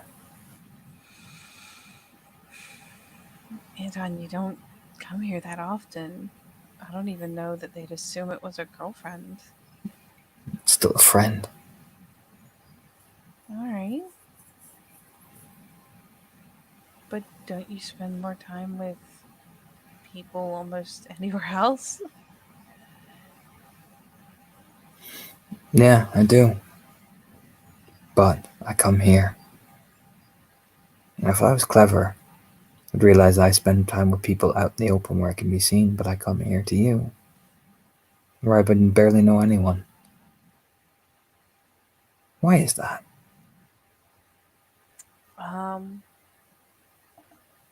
Because you grew up in the next town over, and this is where a lot of people from that town go to college. And if they followed me for long enough, we went to a party together. Certainly kissed a couple of times. I mean, I guess. But Anton, last time you were out here, you were on full alert. You would have noticed if someone was following you. Nah. And I would notice if someone that wasn't from around here was always around.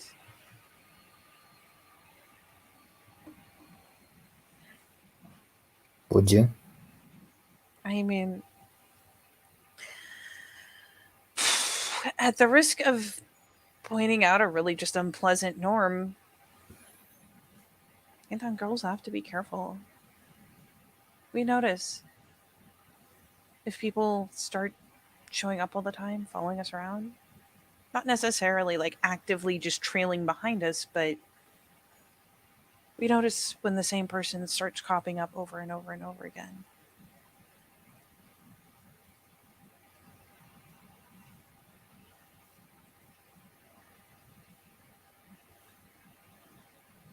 Well, if that was the case, Lizzie, how come most of their victims are female?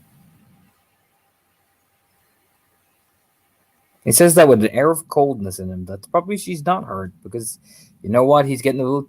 You know what? Yeah, no, a lot of their victims are female. Oh, like, she's heard it once before. It was not a good night. Looks like today's not turning out to be a good day. It's just the coldness in his voice is shocking. You know what I mean? I mean, if comparable violent crime is any indication, Anton, it probably means that they know them. And it's not a stranger. Usually, when things like that happen, it's a close friend or a family member or a boyfriend or a girlfriend. Right.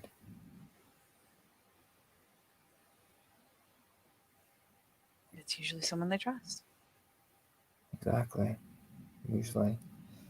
But for me, and considering that I have impeded them in every step, Lizzie, the fact that they found a weakness. I mean, you say that like we know that for sure. We don't. No, I'm just considering the possibility. Why would they follow you on one car trip that you make? Not even weekly.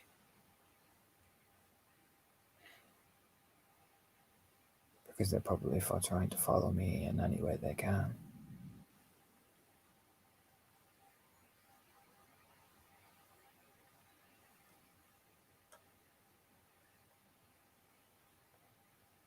Watching out for me, looking for me. Where I go, what I do, who I meet.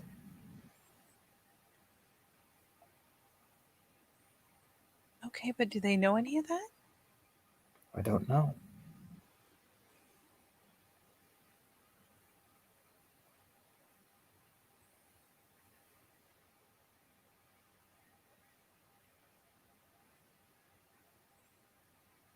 I feel like, as valid a worry as it is, Anton, the chances that they would have followed you all the way out here are pretty slim. Especially without you noticing.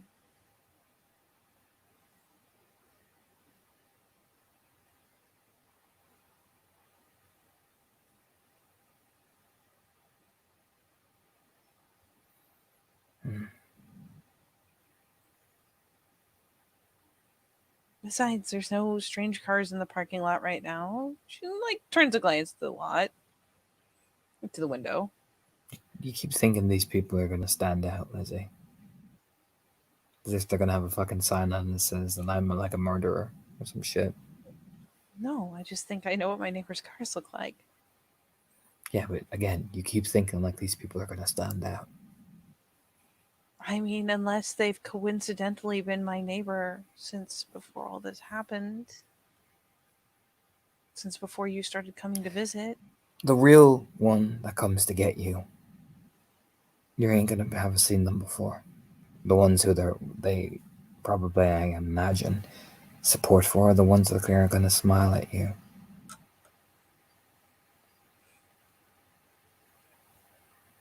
That's how you get somebody. The real one that fucking bags and tags you isn't going to be the one you've seen. That's the one you don't see. The one that lures you into the bait. It's the one you do see.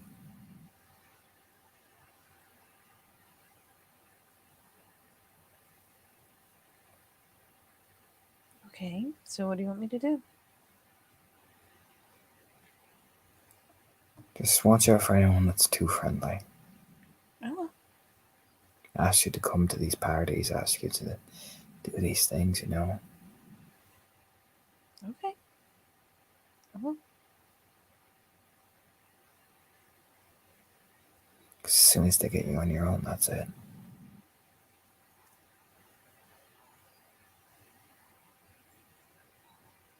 I'll be okay. And I'll let you know if things get weird. All right? Yeah.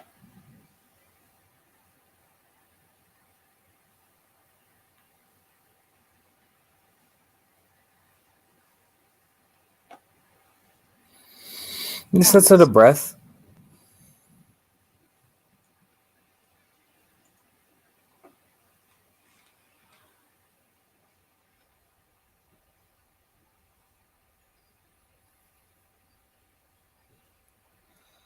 Yeah, I get it.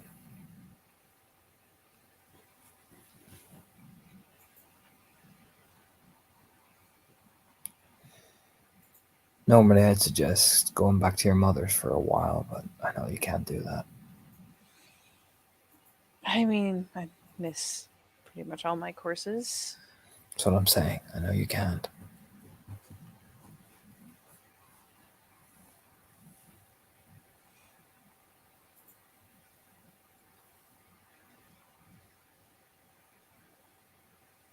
You know,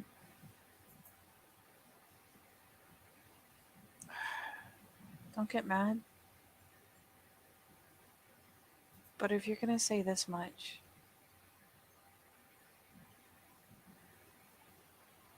if you're going to talk about what they're doing to people and ask me to look into these support groups and all of that, can't you just tell me the rest? Not even necessarily tell me all about what's happening, but just talk to me about what's going on with you. Everyone needs someone. The glance over.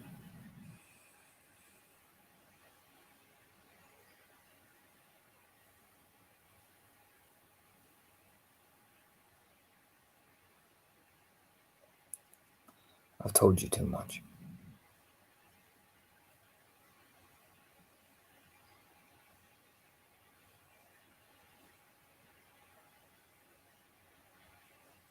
I mean, then the cat's out of the bag. Right.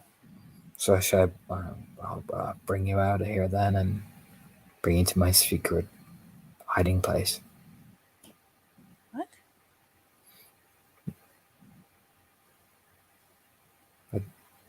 What? I don't exactly live at home now, do I?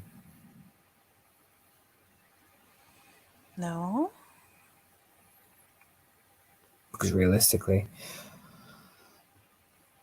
Lizzie, most of our group doesn't exactly live in a safe place. So I could bring you to my secret hiding place. I had to put a bag over your head so you don't remember the journey. And then I have to explain to the group why I brought you, which could mean several serious things and compromise my authority over them.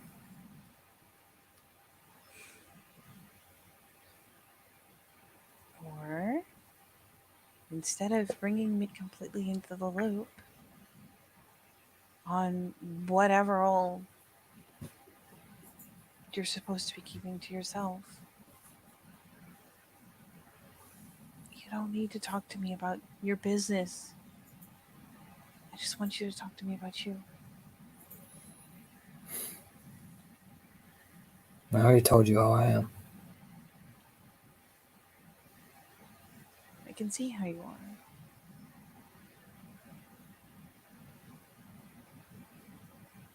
And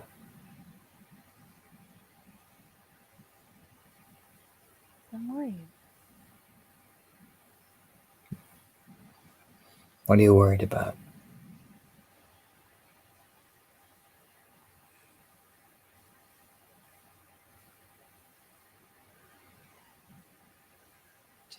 You're on edge.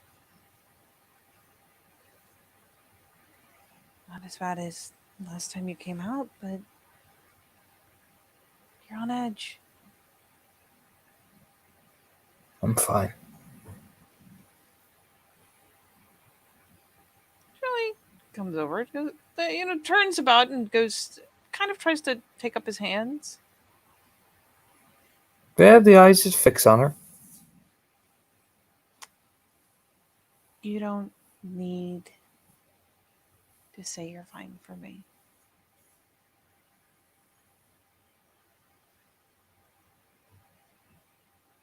She catches them both up, gives them both a bit of a squeeze, You don't need to worry about being a figure of authority for me. You don't need to worry about, I don't know what kind of impression you want to make, but Anton, I've known you since we were, well, younger, teenagers. I've known you for a while. I've known you well. You don't need to pretend things are okay. You don't need to pretend that you're okay. And you don't have to tell me if you really don't want to.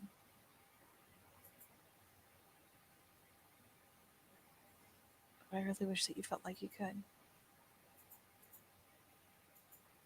Do I look like the same guy you knew? You've changed. But everyone changes. People don't just stay the same forever.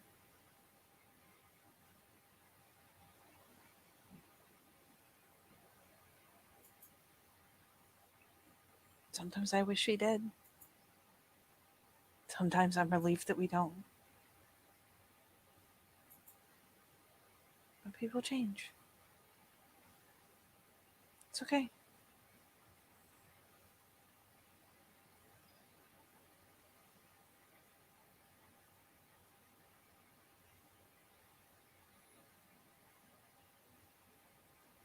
I mean, hell, if you weren't changing, it would mean that you weren't learning, that you weren't doing anything. It would mean that nothing had impacted you enough to make you be anything but exactly the way I left you.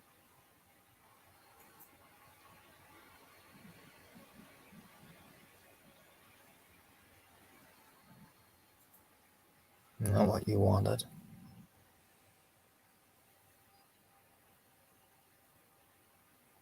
Say that again? Isn't that what you wanted?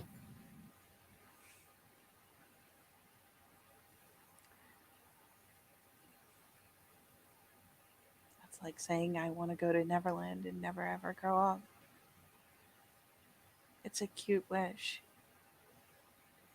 But if you hadn't changed at all, and all the time I was gone, it wouldn't feel right. You're still Anton. You're not a completely different person. You've just grown.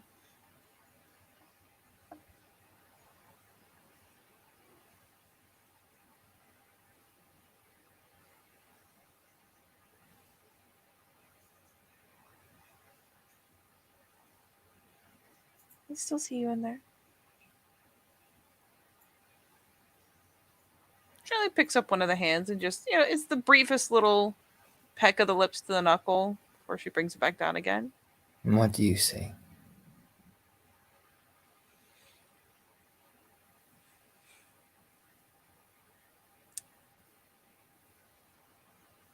I see that no matter how much I felt like I went through moving to New York and not having anyone I knew around,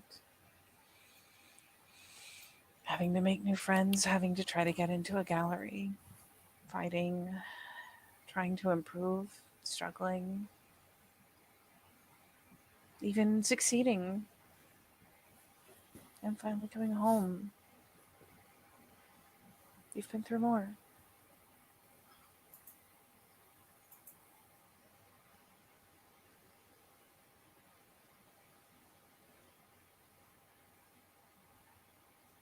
No matter how much there times I sat in a big apartment and just pitied myself, you went through more.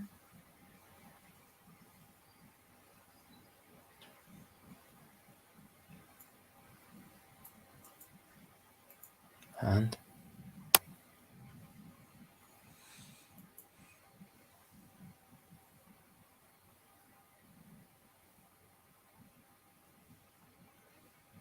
And it means that you've grown into something that's very, just kind of like lifts the hands a little bit to kind of give the oomph impression. Very vague and very impressive. But and she transfers it so that she, kind of has both his hands laying on one of hers and reaches up and just kind of like brushes past the cheek. You got a lot of scars too.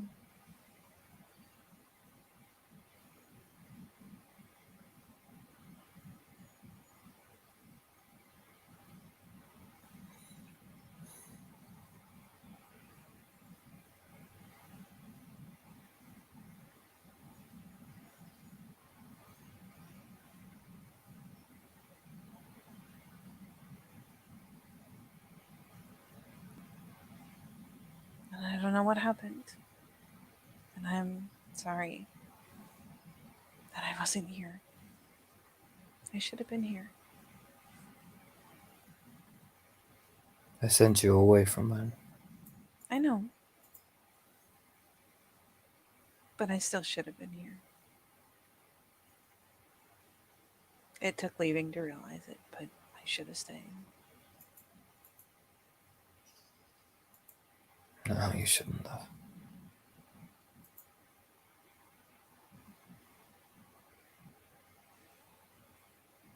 But if I had, at least you would have known you had one person in your corner.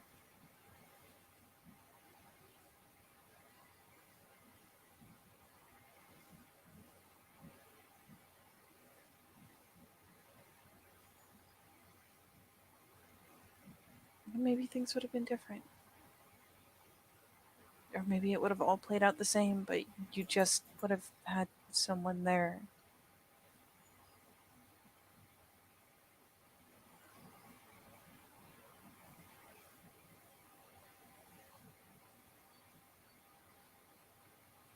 I should have stayed.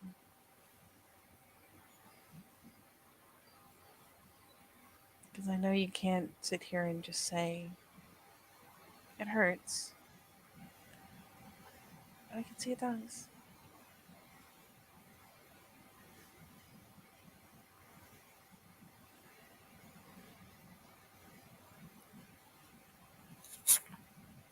But even under all that, she does. She, again, brushes the thumb on the cheek a little bit. And then finally lowers it, just lets it slide down until it rests on his shoulder. Because a squeeze there, and then finally comes back to the hands. But even under all that, there's still Anton.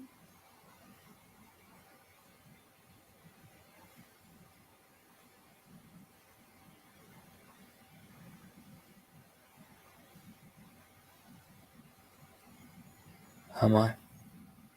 Yeah. Who Anton is may have changed. A lot. But you're still Anton.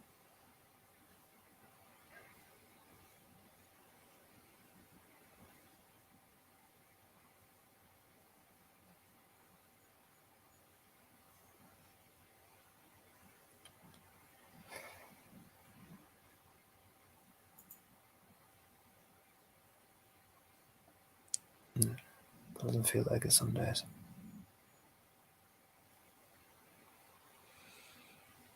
Huh? Does it at least feel like it when you're here? No.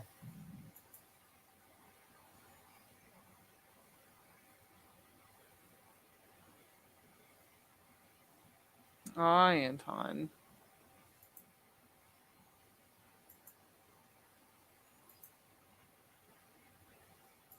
At Because it's just a dream.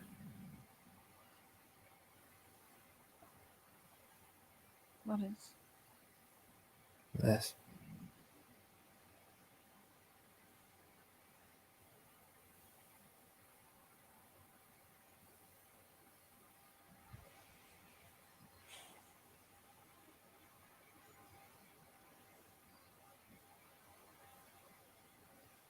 Why?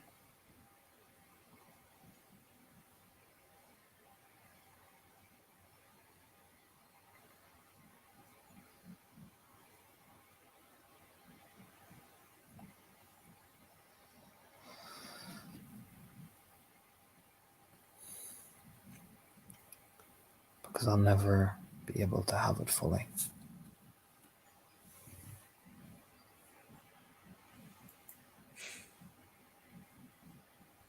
Why not?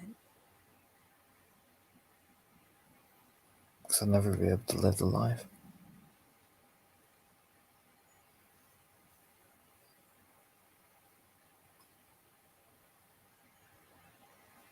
Is the one that you have to live so bad?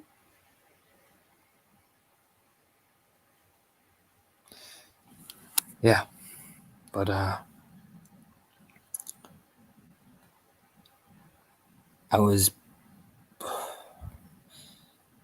it's what I was picked for, and it's something I can't get out of.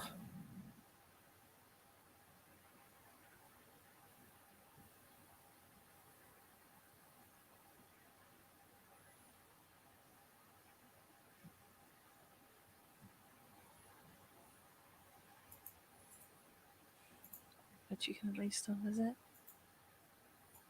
Hmm? You can at least still visit. I can still have a dream. Yeah. Until the day the inevitable end comes.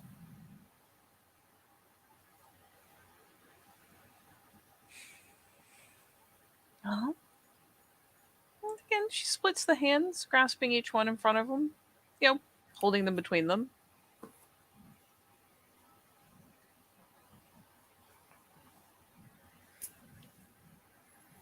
Man, I'm amazed that blew over her there, yeah. Oh.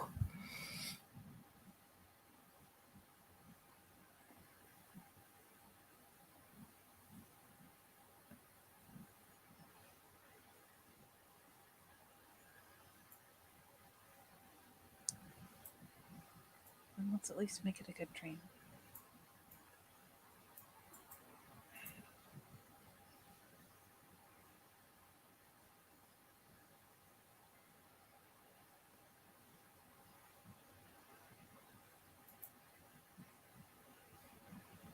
It will be. I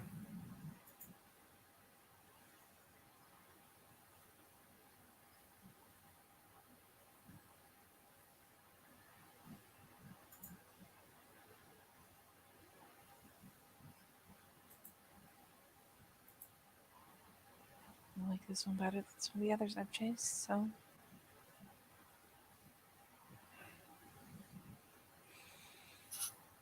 Still worth investing in.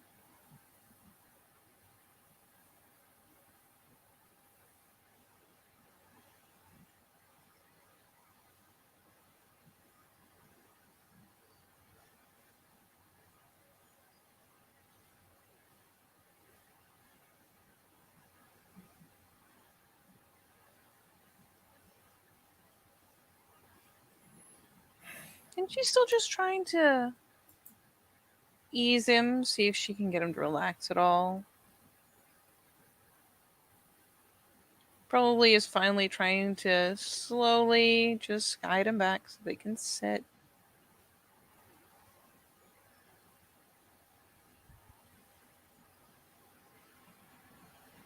Because the last thing he needs to do is spend all of his time staring out the window. It's hard to ease him. Like he's stiff as a board.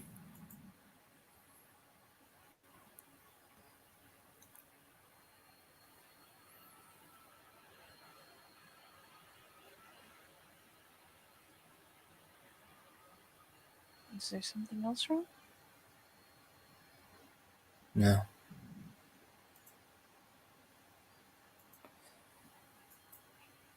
Just Things I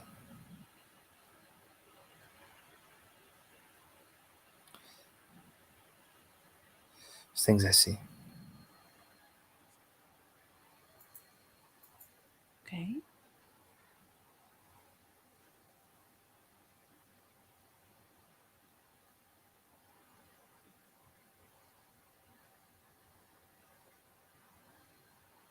You want me to close the window? No, that means I can't see. Okay.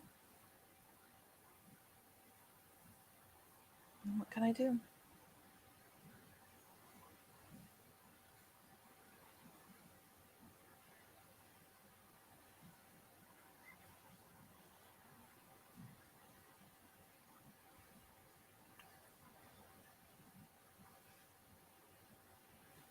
Anton? She sets out a breath. This time,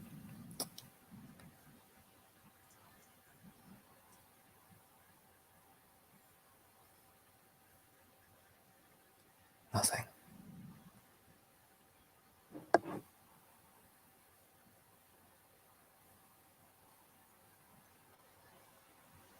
The lips kind of roll in, and well, I'm not happy, but acceptance is got to be the thing. As she nods.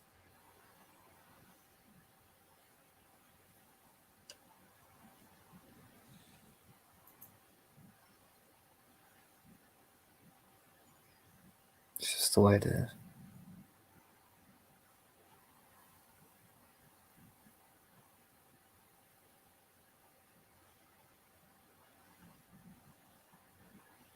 Yeah, I wouldn't worry about it too much, Lily. I'm fine.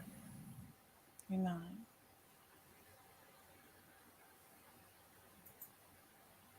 You don't need to pretend for me.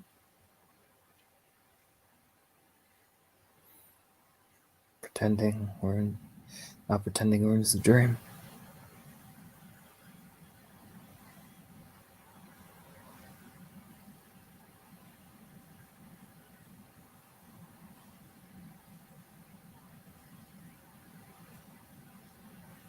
What a dream gonna be if you can't focus on it? Yeah, that's why I have such bad dreams. Guns is over finally.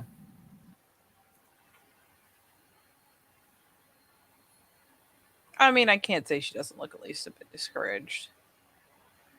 She's trying. She's really trying to stay, to keep at least a bit of a smile up for him.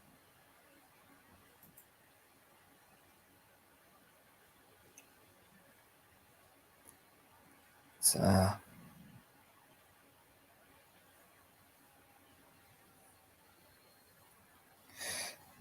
this is probably why I wanted you to stay away.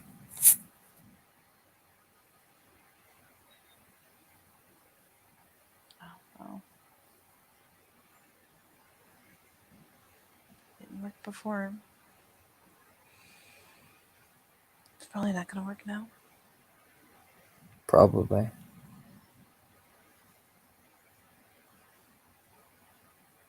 Just wish you'd let me in.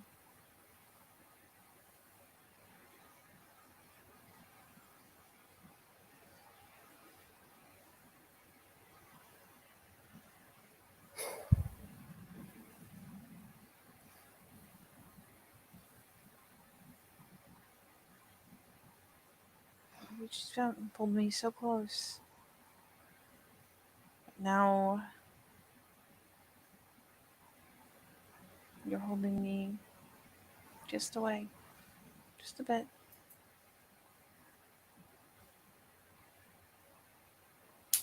Like there's some invisible Bible between.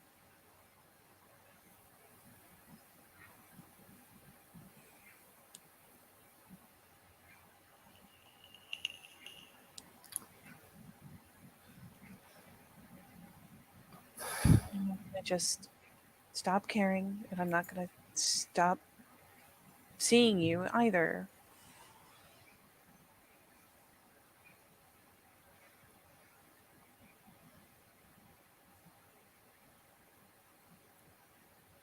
I know. Easy. Get rid of.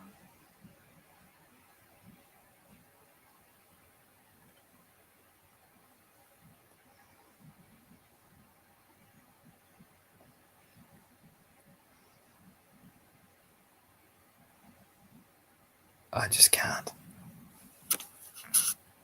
Can't what? let you in.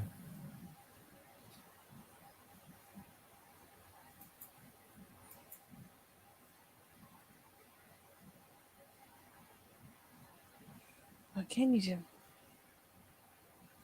I don't know. What will you let me do?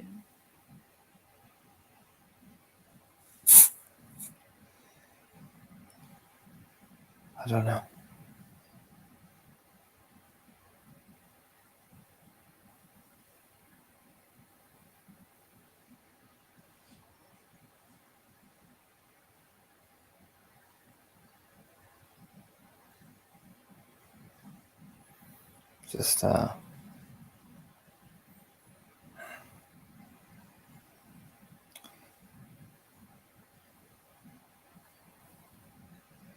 Just doesn't make any sense, you know.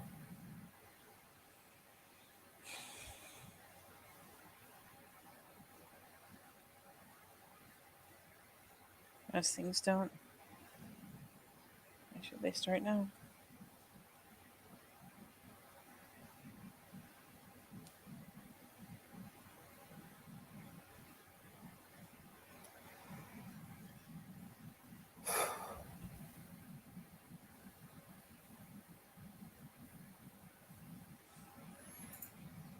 I'm sorry. He just like looks over.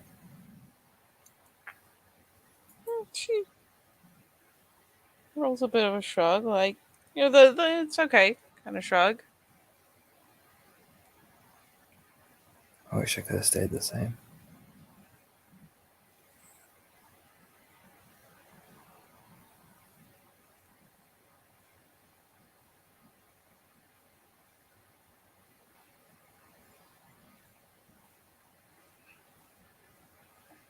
Nobody stays the same.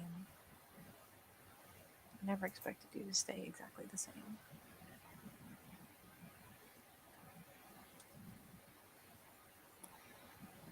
That wouldn't have been fair. I wish I had. Do you? Yeah, Kind of a semi-vulnerable glance. I do. It would have been nice to stay the same.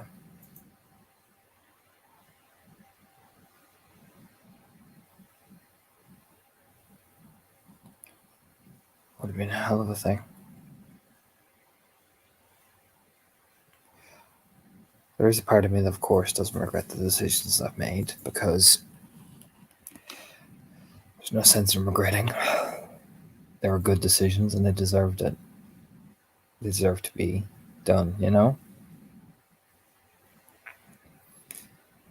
Some people wouldn't be alive today if I wasn't around, you know?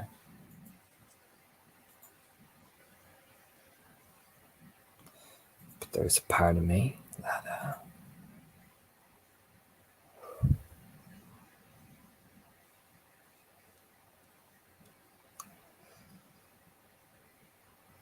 wishes I didn't have to be that, you know what I mean? Yeah, I think so.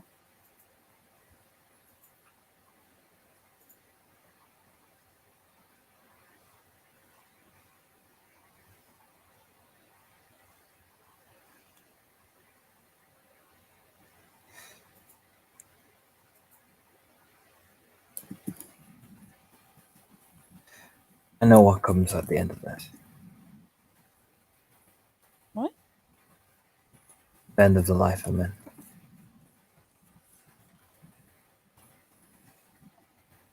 Didn't know the lawyer lady be thinking about the end. You can't help it.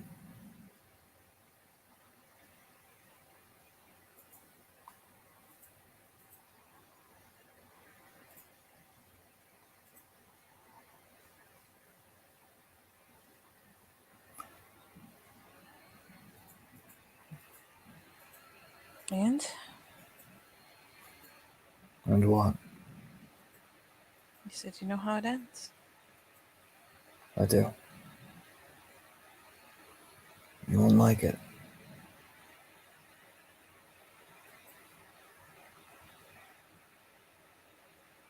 I'm not a big fan of endings.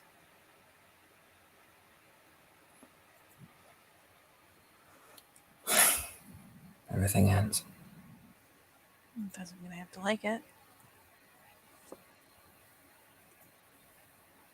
True. But this end.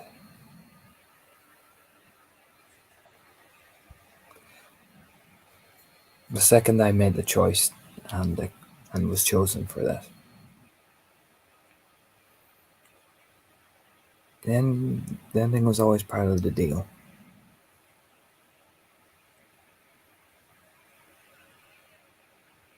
Sounds like a pretty crummy deal.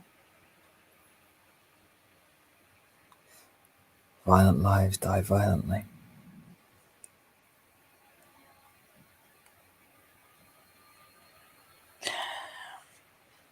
She finally, she turns a bit. Sits at the end of the couch, you know. He's probably standing looking out the window right up behind it. And she just reaches over, snags the wine glass, and tips it back.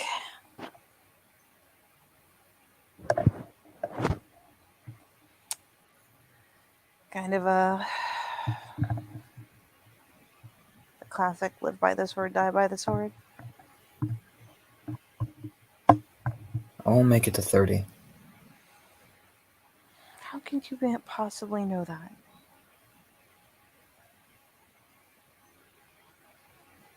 I know.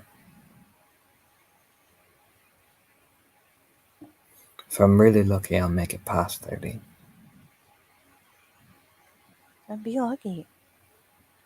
I will be. Stubborn look. I'm not afraid of death, Lizzie.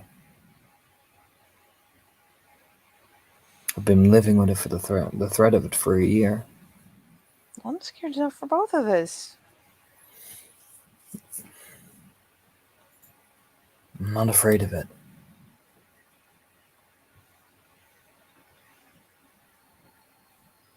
Every life comes with a death sentence. That's...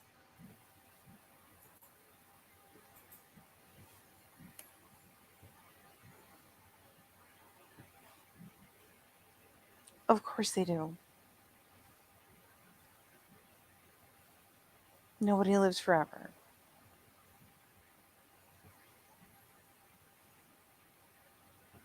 I just know that when eventually that end comes, I won't go out.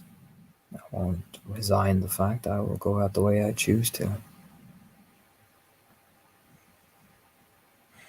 Why are you so determined to look at the end of the line instead of entry everywhere it's going now? I'm not looking right at the end. I just know the fact that one day I will die.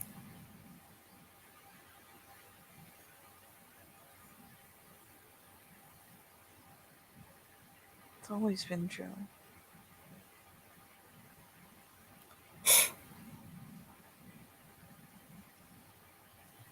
Yeah.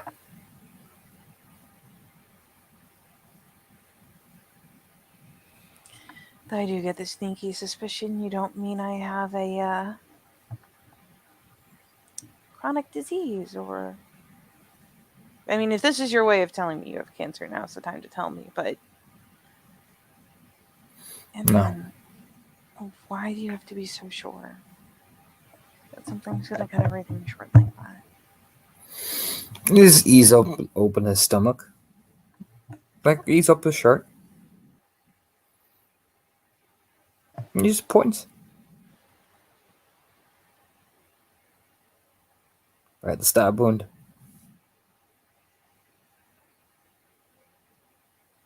When did you get Something. that?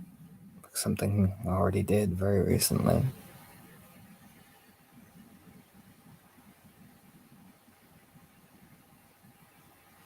Yeah, for all the world, you know, well, if there's anything that can be said for Lizzie, no matter how sweet she plays at being, You two have known each other a long time, and she does not have any boundaries body-wise, so...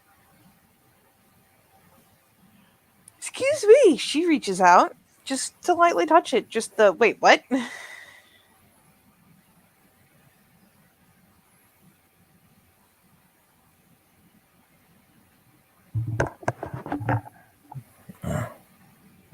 I got hit.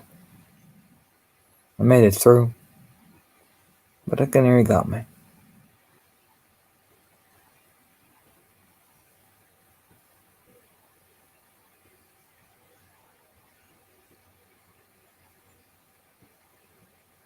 You know, Anton, you could move here too. Hmm?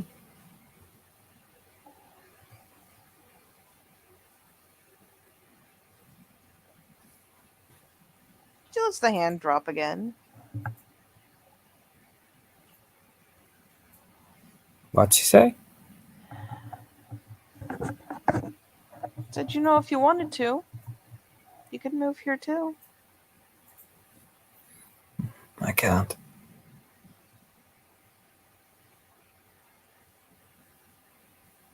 I will be walking away.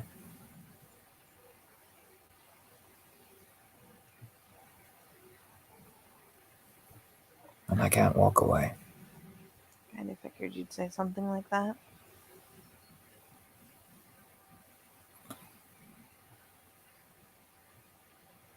I would like to, but I can't.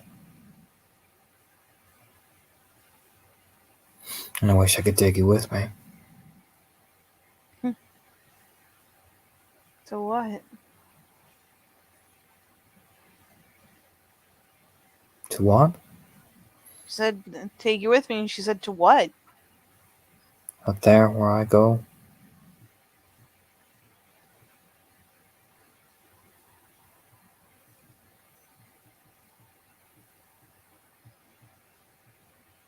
You know, when I thought about us, you know, being separated, different colleges, it's kind of weird because it was, I mean, it was nothing like this, but at the same time, in a weird way, it was almost exactly like this.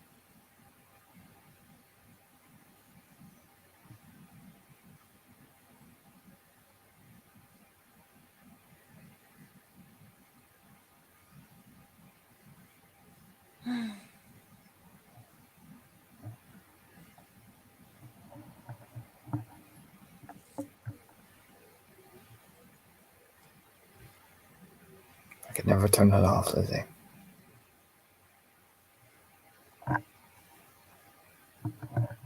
Turn what off? I think you're realizing.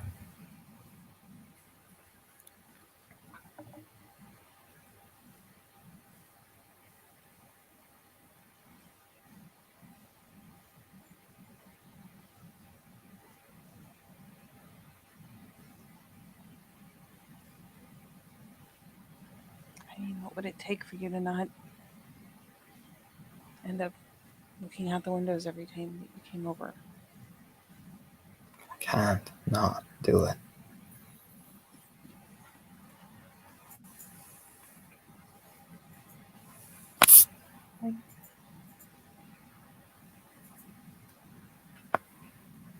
Nothing that makes you feel like I don't need to? Like I said, Lizzie, I can't turn it off. Ever. Because that one day that I finally don't look, I'll come crashing down.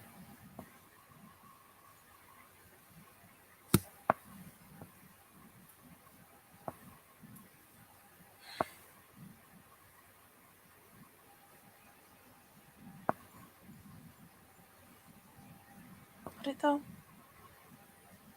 It would. Or would it just be like every other day? I was not in the world I'm in, Lizzie.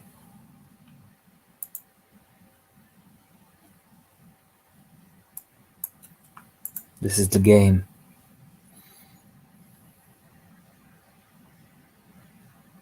one false move, one mistake, and maybe you can get away with it. Or maybe it can cost you something. Cost you something.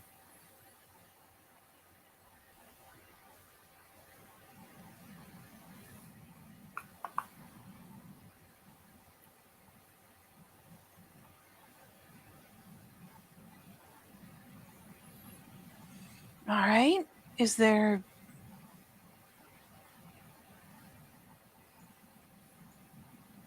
any particular way we could do things? I mean, Easier? Not turn it off, just make it easier. it's just a bad day, that's all. I've been mostly pretty good about it. You don't even spot me looking half the time.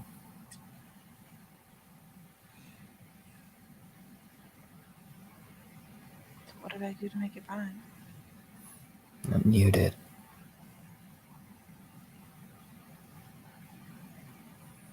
Yes, circumstances mean my head is working overtime. And mentioning that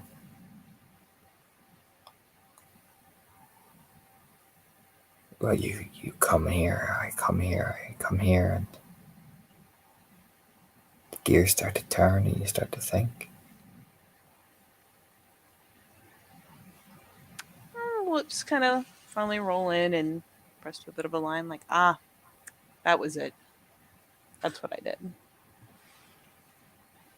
It's just, it's nothing you did, it's just your mind just starts to wonder.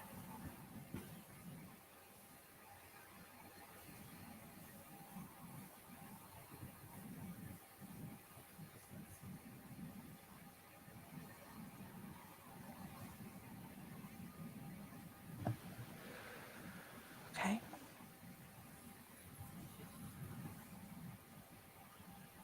That's all, it's not your fault.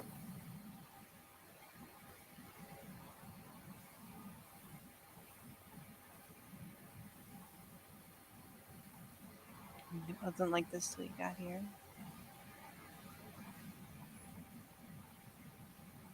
Finally, that turns his head over. What do you mean? I mean, it wasn't like this until I said something without thinking.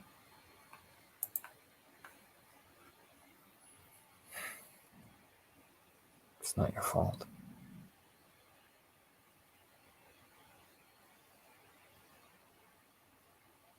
Then whose fault is it? Theirs.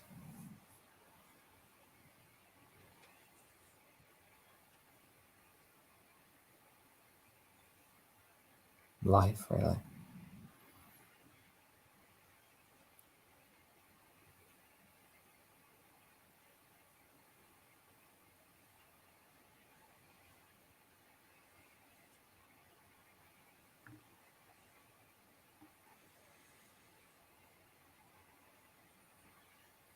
Why did you get chosen?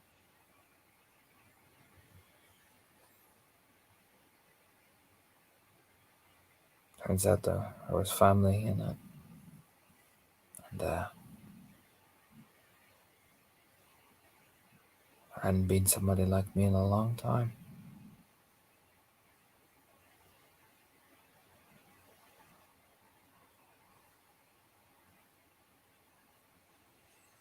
So what, you just inherit this responsibility to deal with the kind of things that will probably kill you before you're 30? Something like that. That, and I made the choice to save people and help people, and yeah, after that point I couldn't look back.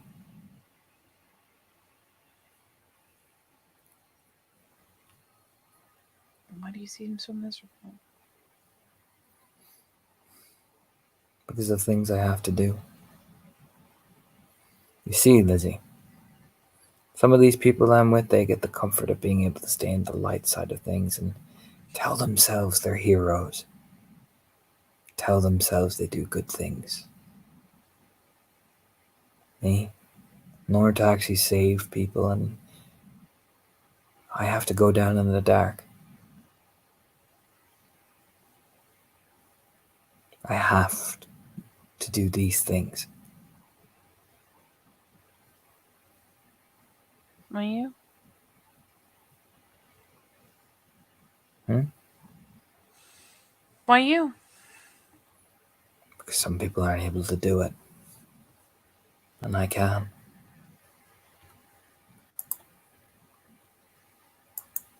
Can you? I can.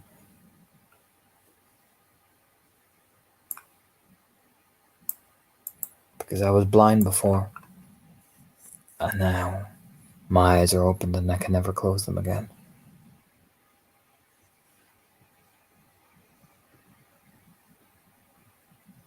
And I'll never stop being vigilant to the cruel things these people do. I can never look away, nor will I ever tolerate it, or will I ever walk away from it.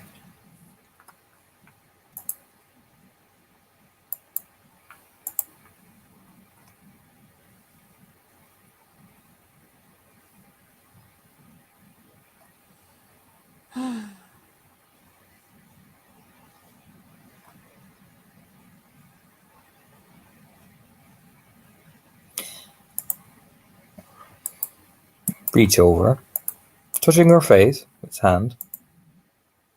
Yeah, she's eyeballing what bits left in the glass at this point.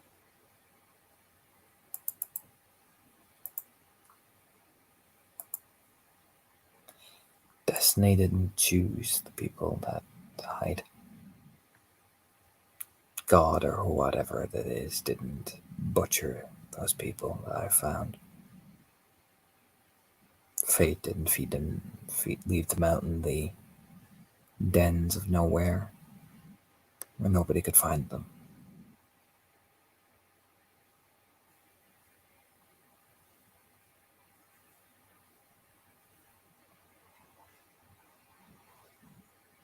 Only the vilest things in the world make it this way.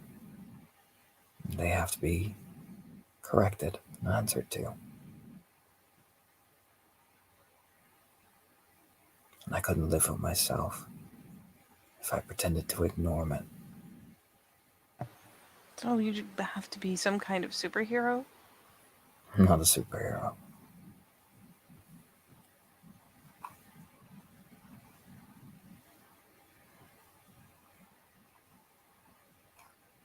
I've never been that, have I?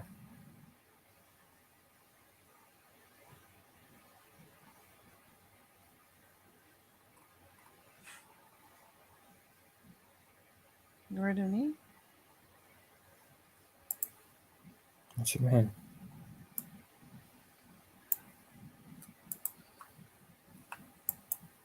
I mean,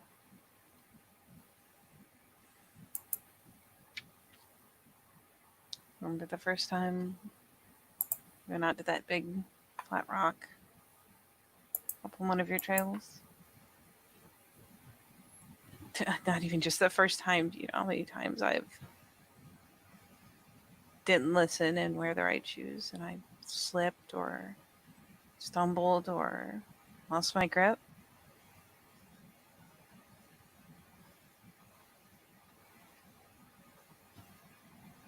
But you always grabbed me before I fell.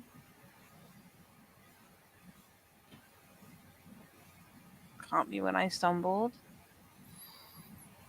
You crouch down so he's facing her. I still do that for people. It's just now I catch them when they fall down in the dark.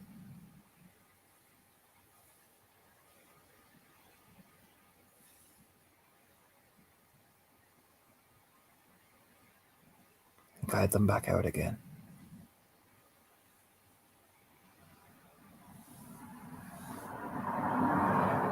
Still doesn't feel like it's the same.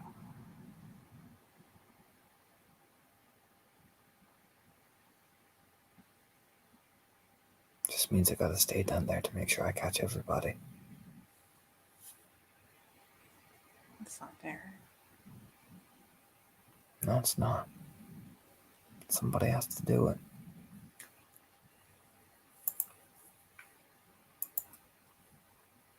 You know I'm right. Just remove the tripping hazard and call it a day.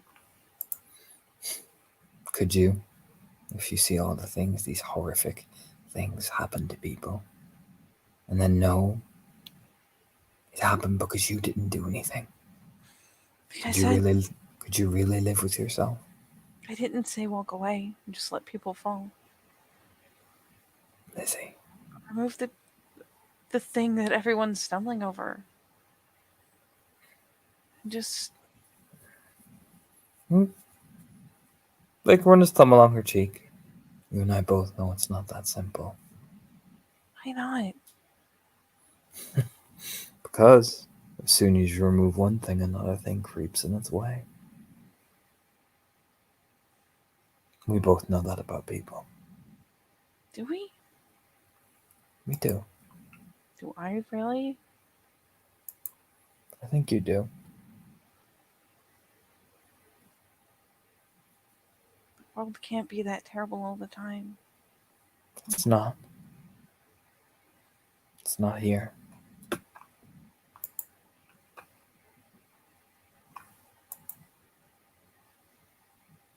That's why I try to keep you safe. That's why I try to push you away from this world that I live in.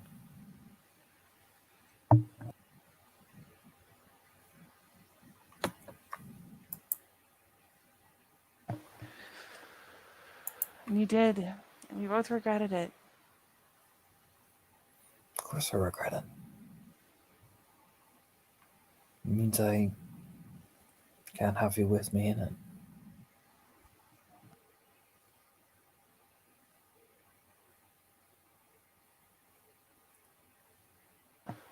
So let me be with you in it. Lizzie, I can't. Why not? Because it means you'd lose this. Lose what? Innocence.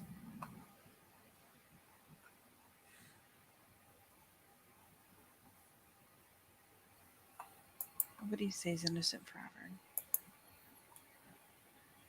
Your view of innocence and my view is very, very different.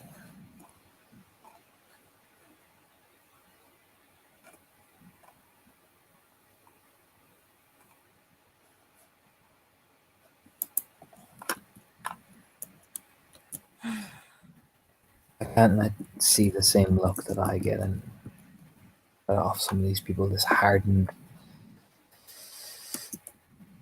broken stare. I can't see that on your face. No matter what you try and convince me, I can't. I got you out and away from it. I'm sure you're here, but you're still away from it.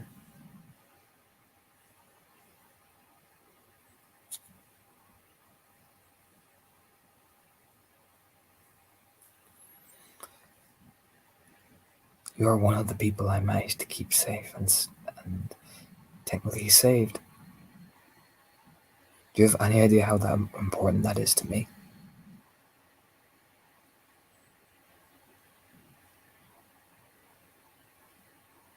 Is there really something so bad to be afraid of?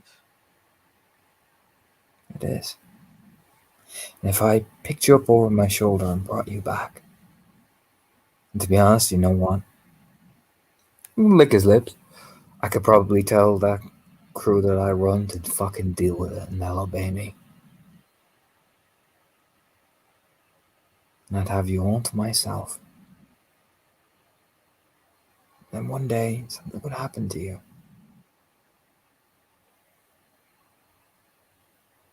It'd be my fault. Something would have to happen. Because something would. It's the law of inevitability with the life I lead. Something would.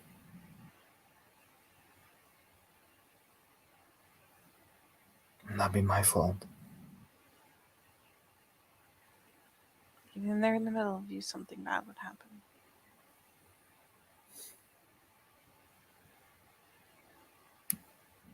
You that sure? That's sure.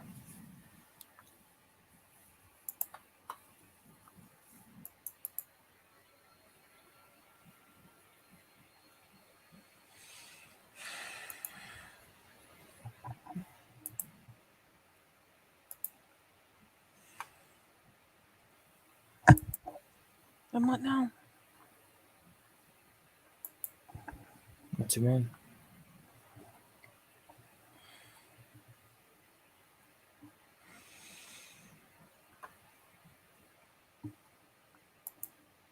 No.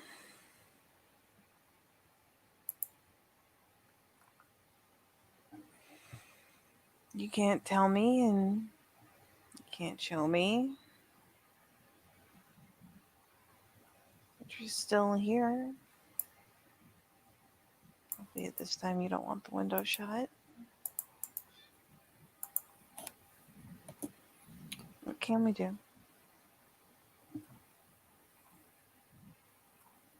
Do you want me to leave?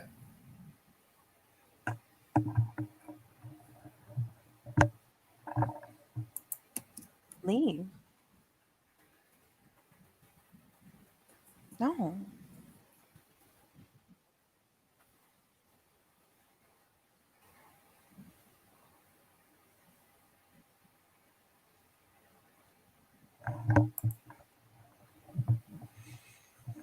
No, Anton, I don't want you to leave. I just don't know what to do.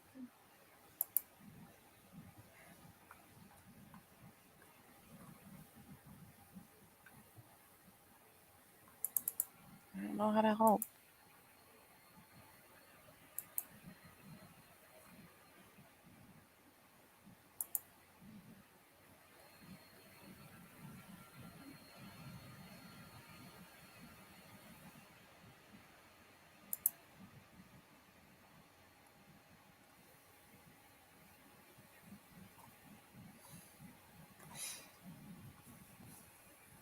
Well, you can't physically help. The fact that I can say these things about you, that helps. That you're safe. That you're still busy. The way I remember her. No change at all? Kind of. It's a wry smile. Even down to your smile.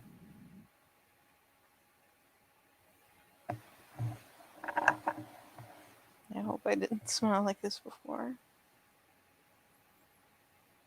One of my favorite things about you is your smile.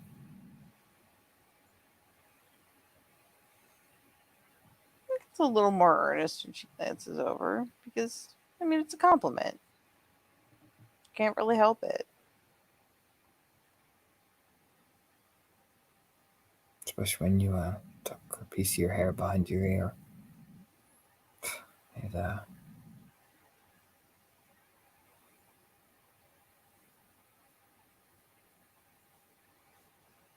one of my favorite things that you do.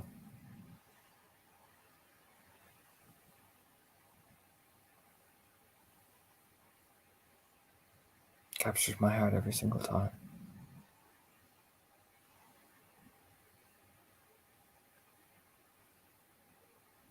I'm glad to see it hasn't changed.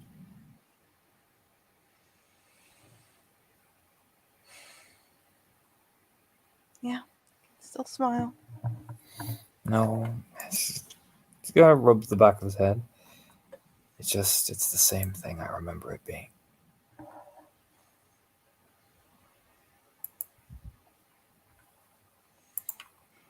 Did you think it was going to change?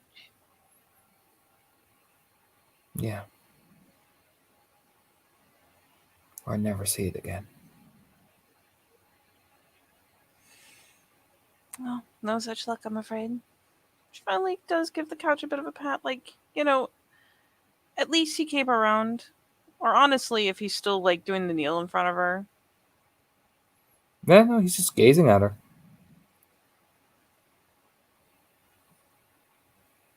From a stand? From the No, kneeling?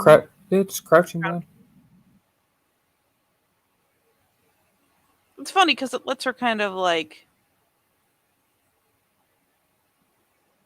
It's not like she's hanging her head in shame or something, but it's still bent forward a bit, probably resting on her hand. And yet, with him in a crouch, they can still look at each other without her having to lift her head up.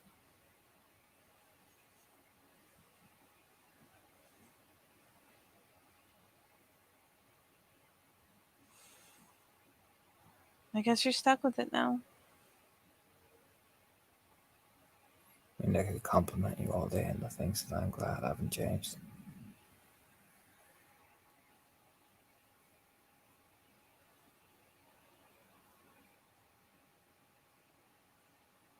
Well,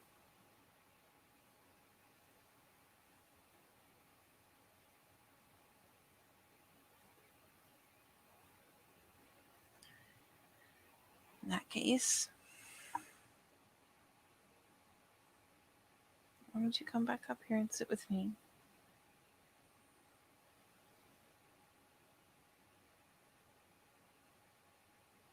Why is that?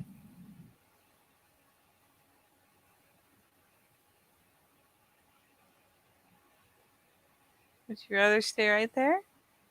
A little quirk of a really? Yeah. So I can look at you.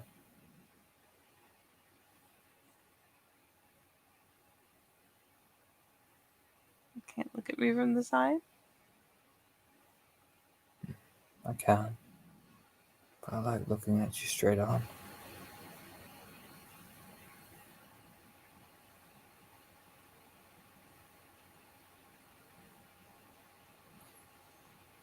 I guess there's a part of me, sometimes in my dreams, it's always just a side view of what I see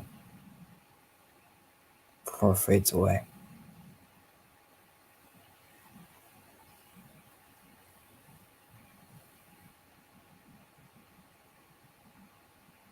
It's a weird way to dream.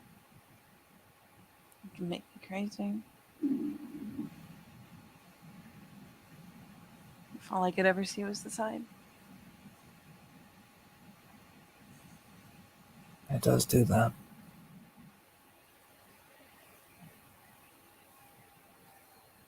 So I want to take you in.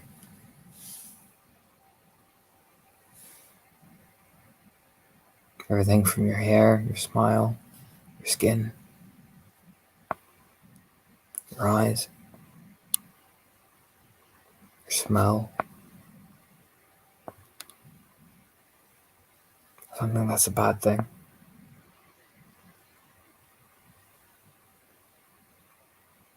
What about a bad thing? I don't think that's a bad thing. No. Well, it's not. But you know, you could at least come closer to do it.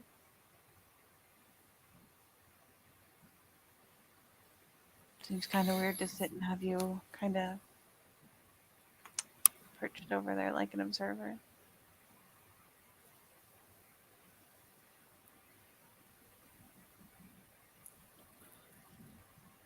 You're not going to like what I'm going to say.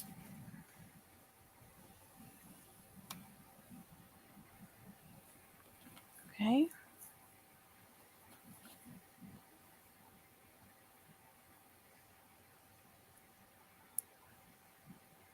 There's a part of me that thinks I'm dreaming.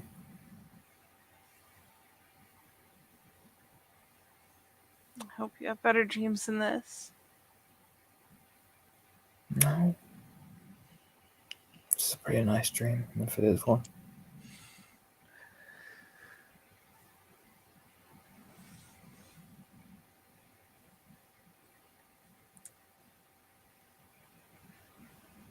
A nice dream where you have to sit or stand removed. A nice dream that I can look at you and watch you as you talk to me about various things. And how?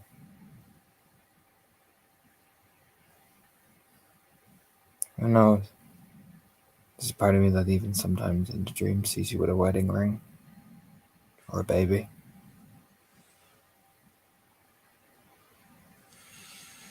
Oh, I think you'll have to make it past 30. See that one? At least Wow, clearly. I'm gonna hurt her feelings. Here we go. I even dreamed that you made it to my 30th birthday.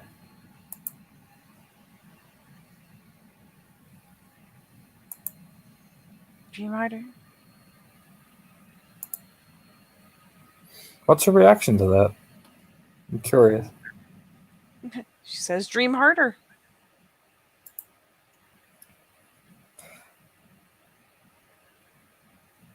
I'm not very good at that. Well, you've gotten this far. No, I'll be alright. You're even having one of your dreams right now. I know that's why I'm afraid to go near you. I'm not gonna disappear. I know. Touched you too many times to not be real.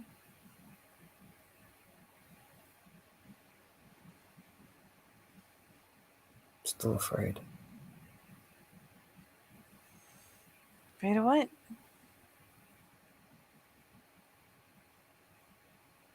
I'll lose you. By coming closer. Not. I don't think that's how that works. Not in your world. Well, luckily for you, right now we're in my world.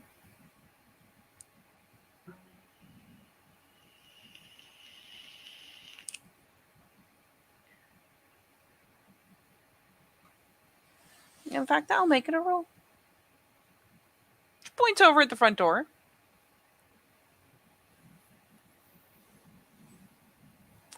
Once you come through that door, you're stuck in my world. That's not fair. A lot of things that have happened in this conversation aren't fair. I think this one's very fair.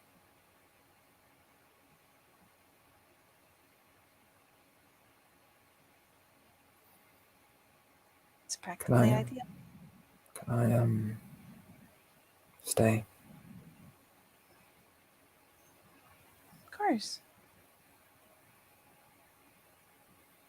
I want you in my world.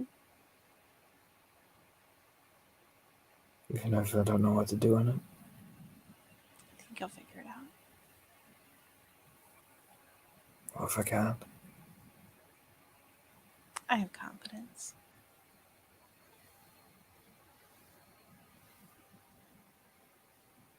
Alright.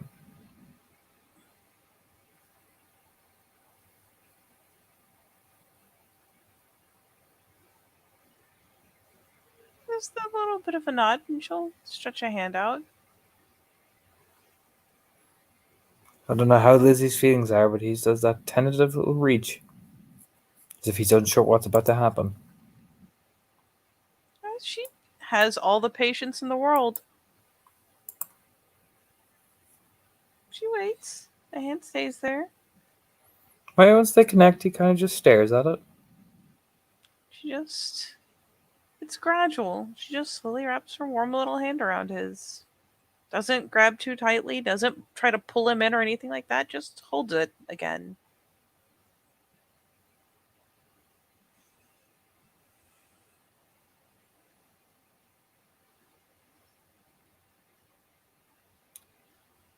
It's okay. In my world, neither of us gets to disappear.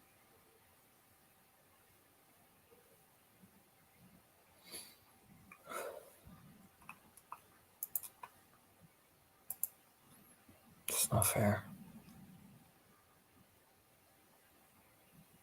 Why not?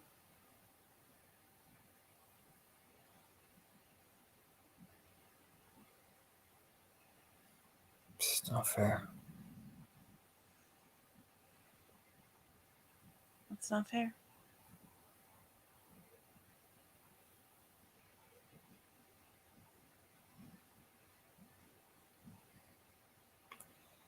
Any of it. You're right. It's not.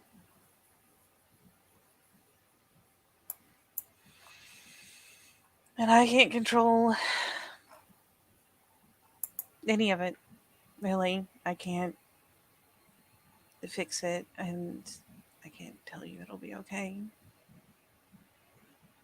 Because you know more about all of those unfair things than I do.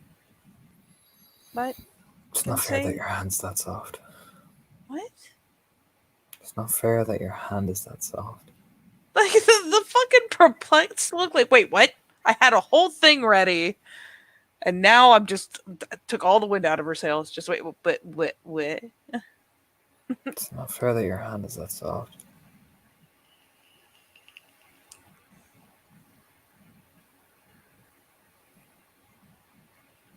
I'd forgotten how soft your skin was. I know we'd seen each other before this and all that bullshit. It's just your mind numbs yourself to things. You know? Well, I had numbed myself to you because I didn't want to remember it, you know? you seem very indecisive. What can I say, Lizzie? Probably that you're very indecisive. He playfully gives the hand like just the tiniest squeeze. About you? Yeah. Can't really speak for anything else. I'm pretty indecisive about you.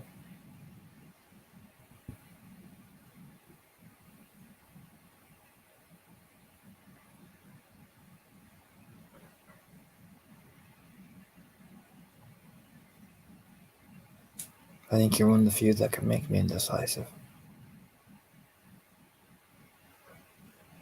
Is that a good thing? In this case, in this circumstance, yes. In every other case, no. This one here, yes. So in my world, it gets to be a good thing. It's not, yeah. I'll take it. I don't know if you're not gonna come up here. She finally just kind of goes to slide forward and just plunk down. You know, essentially she's been up on the couch and now she is plunked down in front of the couch. Just Get all up in his biz. Just fine. If you won't come up, I'm coming down. Dunk.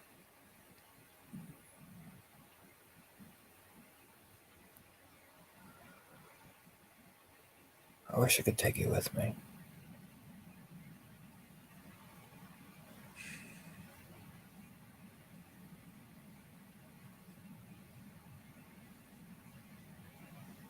And I wish you didn't have to take me away somewhere to feel like it'd be okay. But it's beautiful out there, though. Was it? Yeah. I don't know. Beyond the door, it's not my world anymore. No, where I could take you to is quite beautiful.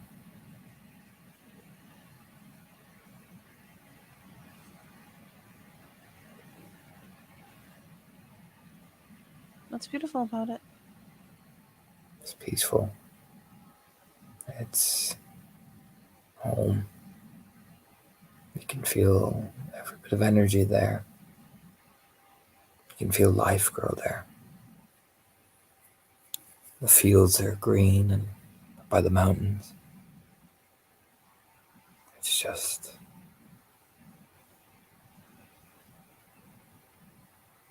home.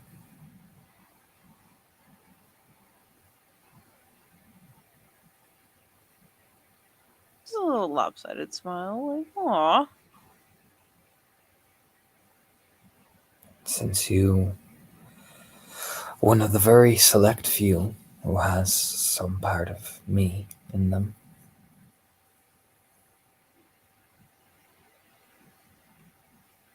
Why would I not want to take you to some place that I feel like home?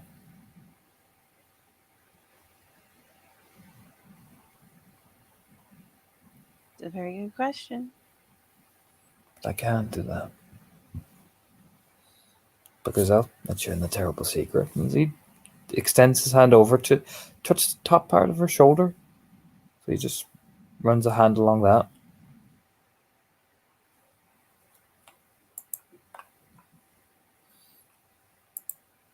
Oh. One, just to keep you safe. Two, I get extremely jealous. Jealous. Yeah. I'd want you all to myself. I mean, I don't know if you've noticed, Anton, but you pretty much have me all to yourself. I know. What's there to be jealous of? More. Alright. More territorial. So don't invite you to study groups? Probably a good idea. I think I can manage that. And plus, if any of them upset you, yeah. I couldn't be a leader around you. You know?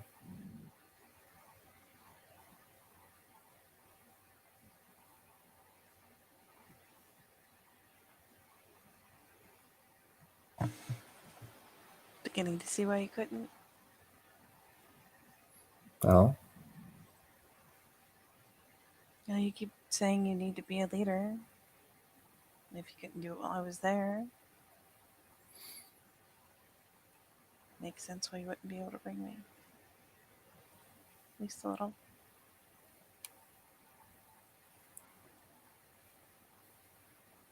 what if you were in danger?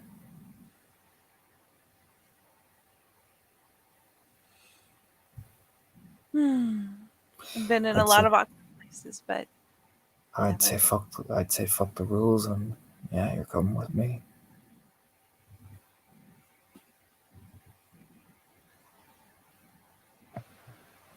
no.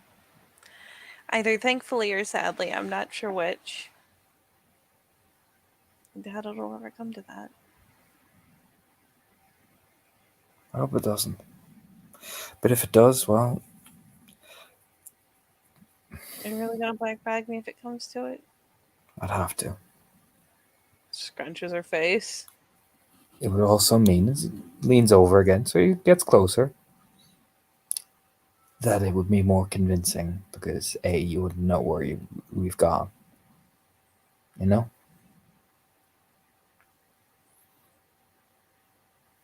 Convincing. I'd have to give some assurances to the crowd.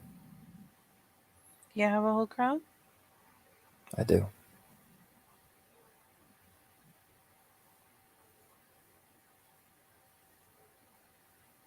Well,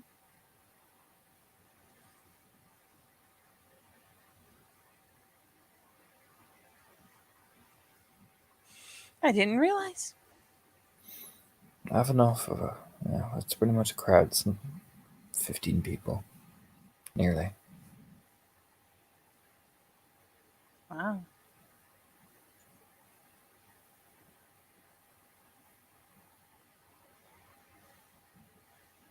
So I'd have to give them some assurances that the place was safe. So putting a bag over your head and yeah, you do that.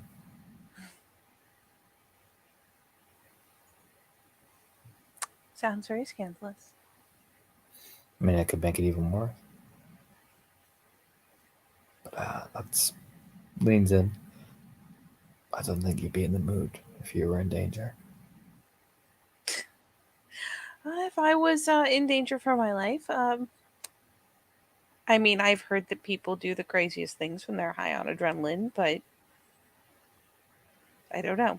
Probably not. I was saying I could sneak you in, park up, wait till everybody's gone, and just sneak you out like a prize.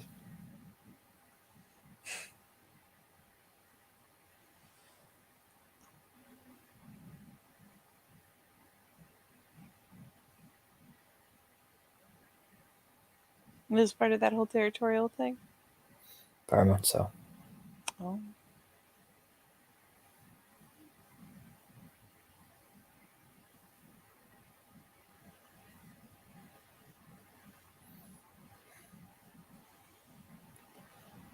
So, Nice. Can I stay the night? of course.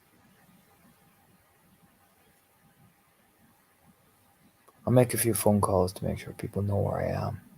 Or know that I'm, out for the night. Yeah, sure. I mean, go right ahead if you need to. Hmm? You're always welcome to stay.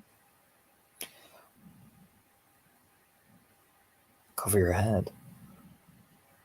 Huh? What did you just say? Lean in. Go ahead if you need to. Not cover my head. I was like, what? It's I was about to say, Jesus, you're way too excited about this.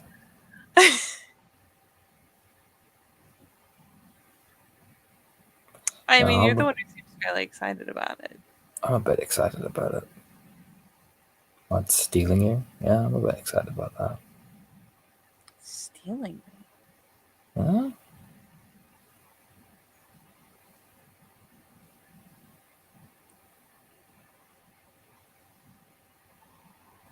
I feel like it's only one step up from sneaking into hiding places in my house. A little bit. A little bit.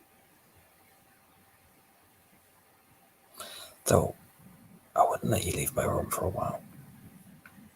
Oh no, of course not. No. Wouldn't be much use sneaking someone in only to have them tromping around the house, would it? Exactly.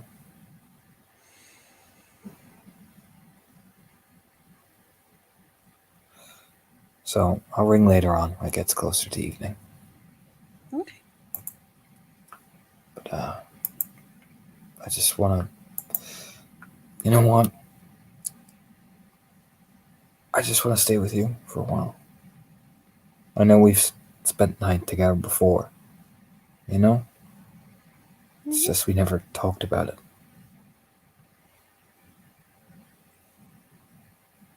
We didn't.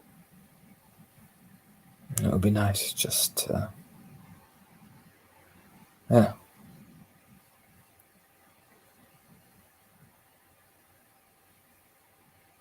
Yeah. I think I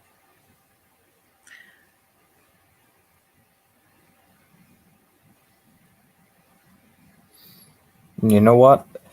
All right. He just leans down on the ground, just so probably eases her down alongside him, so they can just look at each other. Yeah. She doesn't seem to mind. It's flopped out on her nice big plush carpet or rug. I figured, if there is somebody watching us, as he pulls her in, and be able to see us if we just lay on the ground, right? Oh no, totally. Checks out. That not like looking at you. You have made mention of that once or twice.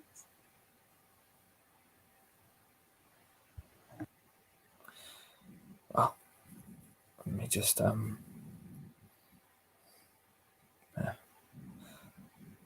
I really don't know what to say.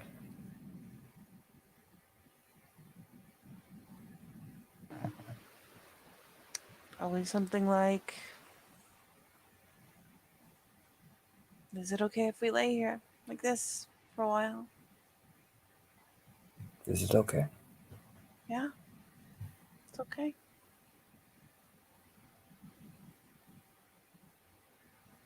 Okay. And for poor Lizzie, he just clings, stays there. All right, Anton. So Jack, any dear puffies? Yes. I'll talk to you later. Yeah. Then you can go wait. Bye. Meanie.